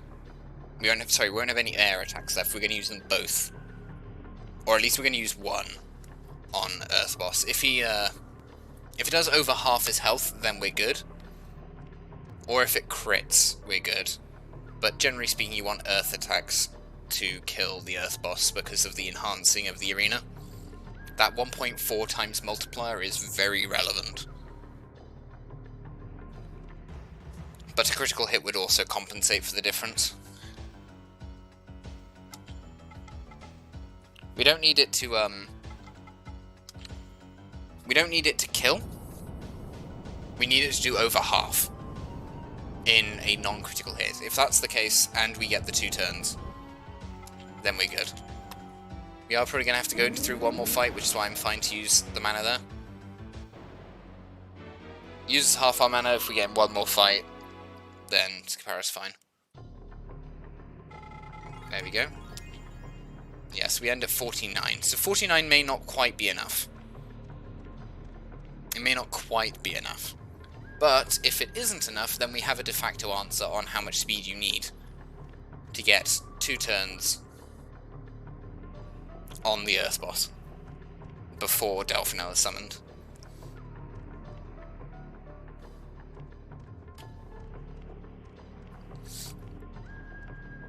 Oh, nice. Just managed to get through there without the bird hitting us. Let's try this wrong warp. So the last one we need to, well, probably, well, I don't know. Maybe the last one. I think maybe is probably the best thing to say about it. It might not be. We might have the wrong angle there. Wrong angle. Alright, I'm going to be right back. Since we're going to be here for a little bit longer, I need to take a little quick break.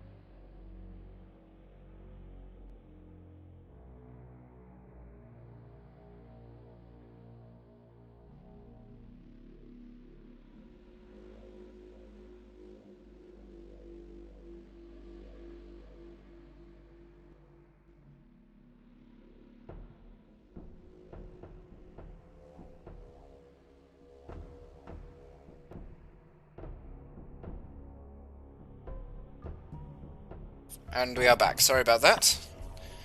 Always got to look after yourself. Yes.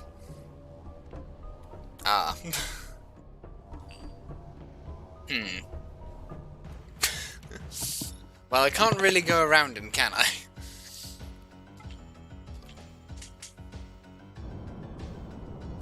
I'm kind of surprised the other one must have gone caught on something. For it to also not be over here. Oh wait, no, the other one will have despawned. Only one of them will respawn. Of course, because we came through and we fought both of them.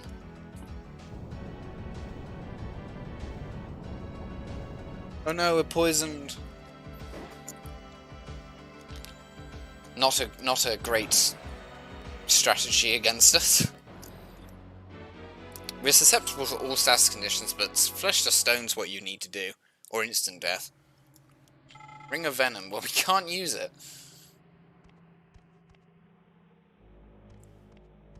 I can press the use button and nothing happens. We just get an error noise and it just tells us that we're doing the wrong thing. We can't do that. There's the swab. He's looking very red in this filter.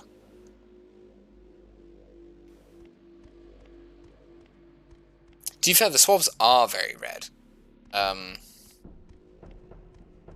They just don't look it in the dark beetle forest. They look sort of pinky, even though they aren't. Well, I guess they're a little pink, but you're gonna get what I mean. I think because the forests sort of have a filter that matches the colour of the forest. So like the beetle forest has a very red filter, which isn't very bright. Like red's not bright, so everything ends up very dark. And then yellow is a very bright colour to us. So is green, to be fair, but I think the green they use in this game is like a very bluish green. Which is why it ends up being quite dark as well. Oh, that's too soon. Oh, no, I don't like that now. I want to do like this. Okay.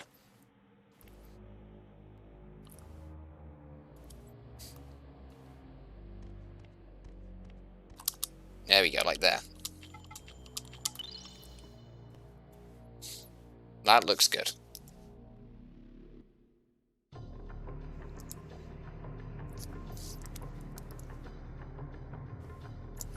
There you go, no crash again.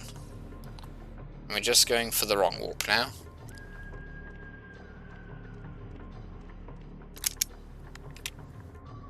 I need to be careful about the position of where Levant is when I do the wrong warp. It's hard, I find it harder to see on this hue. Like that's early, for example. And that should be, I swear to God if that's wrong. Oh, the angle might be bad. No, I think we're good. Oh. Oh. Well, I'm alright with that. These guys aren't going to chase us. They're just gonna bounce away from us, and that's absolutely fine. We do not mind that one bit. You don't have to fight them if they run away from us. Hitboxes of these guys, though, I don't know if we can... He's going over there. Okay, so that's the thing we have to actually fight. We can't avoid that. So, she and a Tahambu. There's always the Tahambu here. I swear. I swear the Tahambu is always here. I must, like, do I miss a memory address in my randomizer so Tahambu is just always still here? It's possible. I should check my memory addresses for the randomizer. Oh, I hit it. I was so far to the side from it.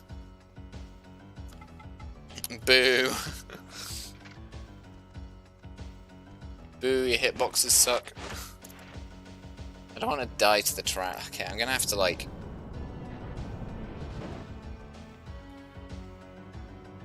Okay, I'm gonna have to fight them because I can't have them die. You know, I can't have my minions die here. Oh, sorry, Levant die here, because I want to actually fight... I want to fight the boss. So I'm going to have Scapara kill the She. I believe they'll both get a turn now. Which will do a bit of damage to Scapara, but it's not the end of the world, because in our plan, Scapara will not be hit before killing the boss anyway, if the plan pans out. If the plan doesn't pan out, then I'm very sad. And we'll just have to live with that. We'll just have to live with me being sad about the fact that it doesn't work with an air Scapara. In which case it becomes a strategy of the Hirasag and the Tahambu or Tapara. Tahambu's great though, because it has that plus 10% hidden damage stat as well. That plus 10% damage that is hidden. To be fair, those fights wouldn't be too bad for getting that level 21 on the minion. So we might do that if we need more speed. If we need more speed, that's what we're doing.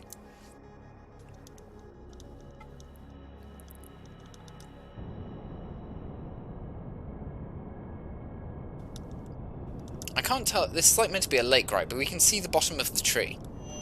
So is it not a lake? Is it a cliff? Is it a cliff face?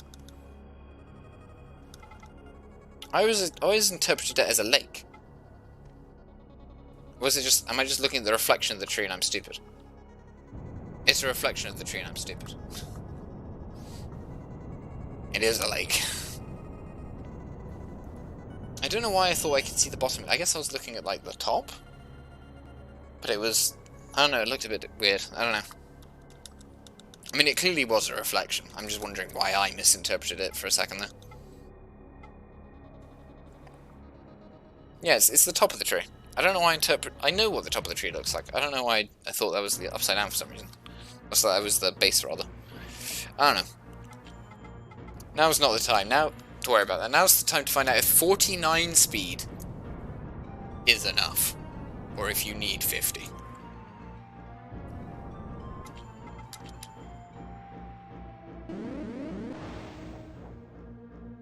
"49 speed is enough."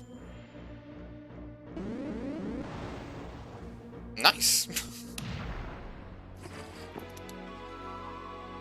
+1 for the team.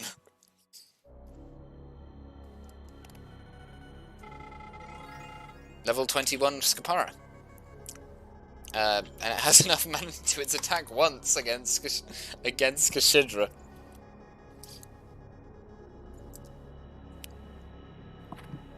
Speedy Earth Boss. You'd love to see it. You love to see it.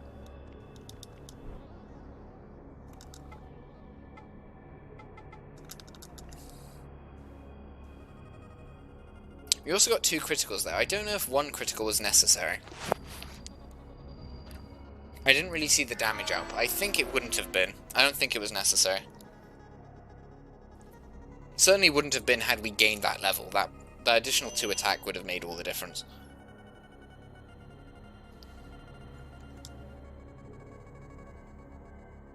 Also, I'm kind of curious, right? So Mabu appears before Levant. Is Mabu no longer... like, she's in your cocoon thing still, right? That's where she is.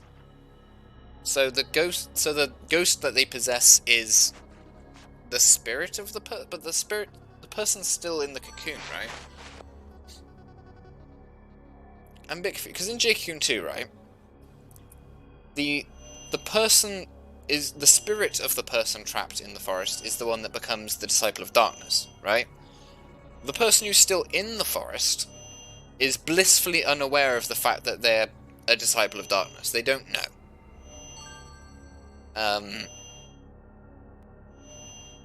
Or at least are largely unaware of it. And the spirit is not literally the person. So I have to assume the spirit here is also literally not the person. But it's a bit confusing to have Mabu presented with Mabu. I mean, it makes sense narratively that she would be the last one, right? Because all of the Disciples of Darkness are people who matter to you. The same way it does Jade Cocoon too. It's Chorus, then Kelmar, who's your best friend, who isn't Mabu. And then Mabu, who is your best friend and your wife. So it's... Not that you guys ever see me interact with Kelmar, but he, aside from like the intro sequence where he comes to fetch us. But he's meant to be like our best friend, or one of our best friends. And he's also friends with Kikinak. Because Kikinak likes his muscles. Being the blacksmith's son and all that. Not Kikinak, Kelmar's the blacksmith's son. Kikinak's not. Kikinak's the fine spirit. You understand what I'm saying. Let's go switch for a Scapara, because we might get 2 turns.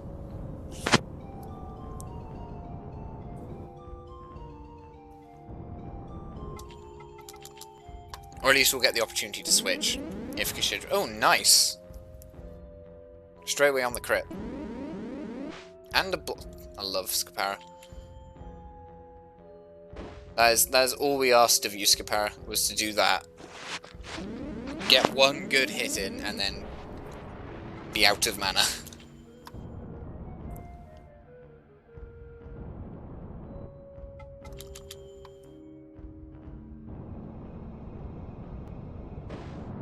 Now we just need Asher to get a few good hits in.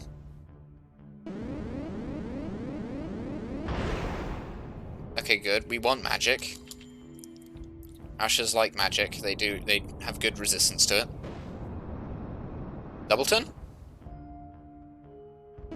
I don't care, he gave an extra air turn, that's fine. Absolutely fine. This is looking very good for us.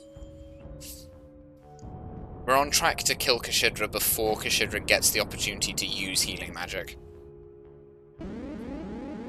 Asher probably will die here. If this doesn't kill, which I think it probably won't, but it might do. Yeah, okay. That's probably the definition of I think it might. Asher gets to live, nice. And now we go on to the Tefraid, who should finish this off for us. So there's the water switch.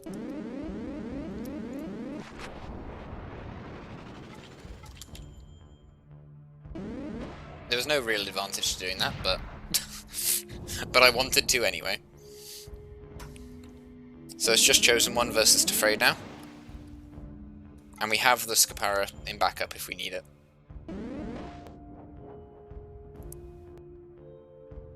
This is for all the marbles, as they say.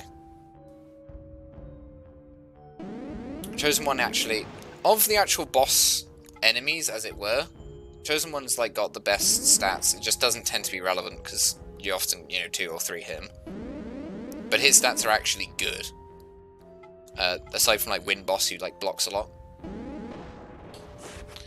Nice, there we go.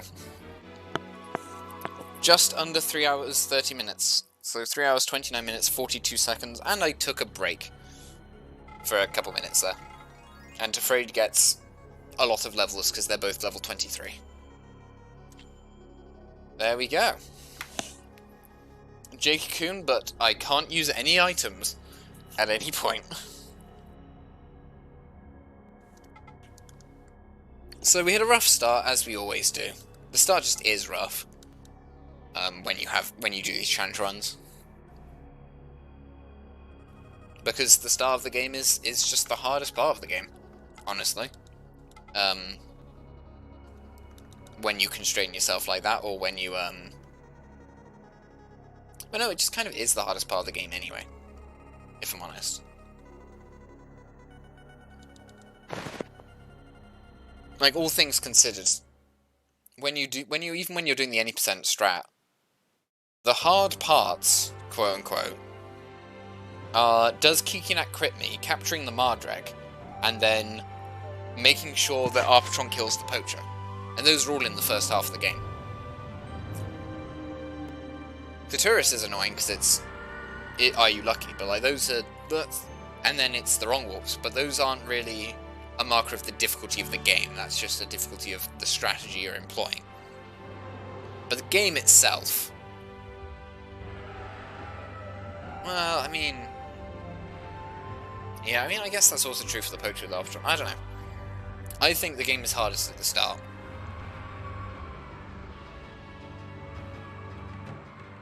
I think after a certain point you've had enough exposure to enough types of minion that you can basically do whatever and it'll work, as long as you're doing something vaguely sensible.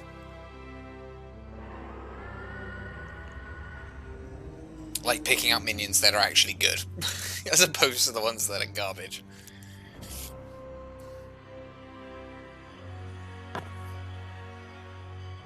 But at the start you don't have too much choice, but Arpatron's good anyway, and Mardragon to Freydar as well. I don't know. I find when I do these challenge runs, at least, the start's the hard part, because leveling to kill Kikinak actually takes a little bit of time, whereas leveling to kill all the bosses doesn't. I think it's more that it's hard for a level 1 to kill a level 3, but it's easy for a level 15 to kill a level 17. I just think that's what it is. That's why it's awkward at the start. The level difference are more significant. Shall usher in the time of gathering. Kumari and Kaya, the guardian deities of light and darkness, shall be released by the twin dragons of Kemu. The chosen ones of light and darkness shall meet, and only then will the accursed ones be granted repose. And man shall obtain yet another fruit of knowledge, but it shall bear the seeds of responsibility.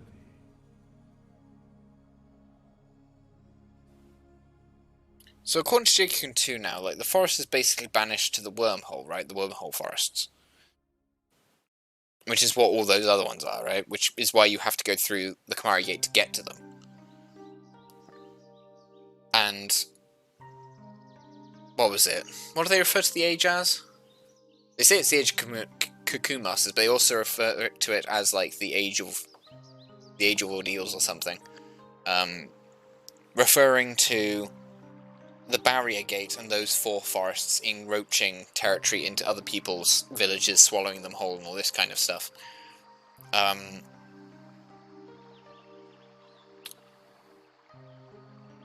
So was that what we witnessed? The forest being sealed? Into the wormhole? Like, does the tree end up stuck in... like, does Elrim's tree end up stuck in the wormhole forest?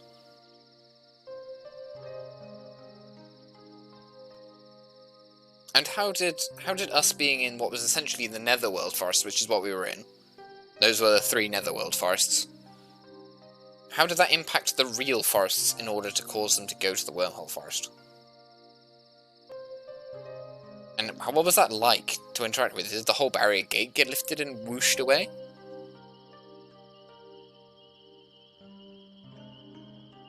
And also, if I hold on to Marbu and then use the Hunter's Earring, do I get teleported out? Or does she have to make her own way back? Or is it implied that we made our own way back anyway? I have so many questions.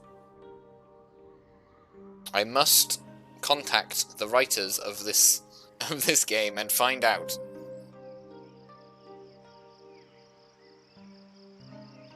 I'm sure there are reasonable answers to all of these things. I just don't know what the answer for sure is, and I want to know.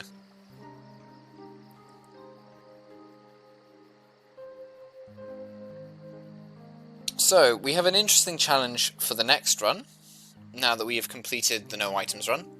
In fact, I will say what my next 2 challenges are, because they're both very difficult, is how I would best describe them. They're not easy, to say the least. They're both going to be performed on a non-randomised game. So we won't have this fuchsia text boxes. Or at least, when I say non-random, well, they will have fuchsia actually, because they will be scripts to they will be using scripts that modify the game, but they won't be randomising all the minions. So next week, or whenever I have the time/health to do it, will be Jade Cocoon, but all minion damage is permanent. So Levant can die and can get back to full health, but if a minion dies, it is dead. And if a minion takes any damage at any point, that health is gone for good. So if my 100 health minion takes 25 damage, its max health is now 75. And that's true while I'm fighting them and while I own them. If the minion I own has max health... if the minion I'm fighting has max health 100 and I get it down to 2, and then capture it, it will have max health 2 when I own it as well. So I need to not damage minions when I capture them, which is going to involve a lot of capturing with Levant on full health and just praying. That will absolutely feature very heavily in that run. It will probably take a long time. And it won't be randomised, and it will almost definitely feature a fast Earth boss, out of necessity to not take damage before fighting Kashidra. And there'll be a lot of Levant running away and all this kind of business. That's all just going to be necessary in order to win the game. And I think that's going to be fairly interesting to do. A little bit challenging, a little bit difficult. Especially as I'm going to need like 3 level 20s to fight Kashidra.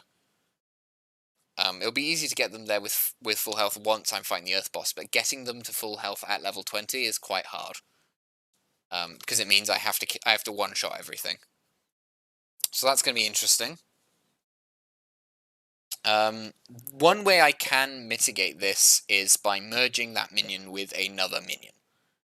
If that other minion is at full health, because that minion's max health is what determines the overall outcome. So that's going to be how I'm going to be trying to get around that. But anyway, that's next time. And then the time after that, I'm going to be what I'm going to describe as the Nightmare Run. And that is going to be, I can't press the attack button, I can't use items, and all of my minions are permanently fleshed to stone and poisoned. And we're going to see if it's possible to complete the game with all of those conditions simultaneously. Which will possibly be the last Jade Cocoon challenge I can do, just because I'm sort of running low on things I can do that make the game different and in a way that's actually hard to beat. But we'll see. So that will sort of be like an advanced magic-only run, but it's really hard, is what that'll be. So those will be my next 2 runs. They'll either be next week or the week after, hopefully just next week. For the first one, then the week after for the other. But my health doesn't tend to be that great during the winter months. But hopefully we'll do that. So I hope to see you guys there, and I hope you enjoyed this run. It was a little bit tricky. Again, mostly at the start, it sort of petered out and became relatively easy in the latter half, as they often do. We often find that to be the case when we do these challenges. And thankfully we had no crashes. But anyway, thank you for watching. I hope to see you guys next time.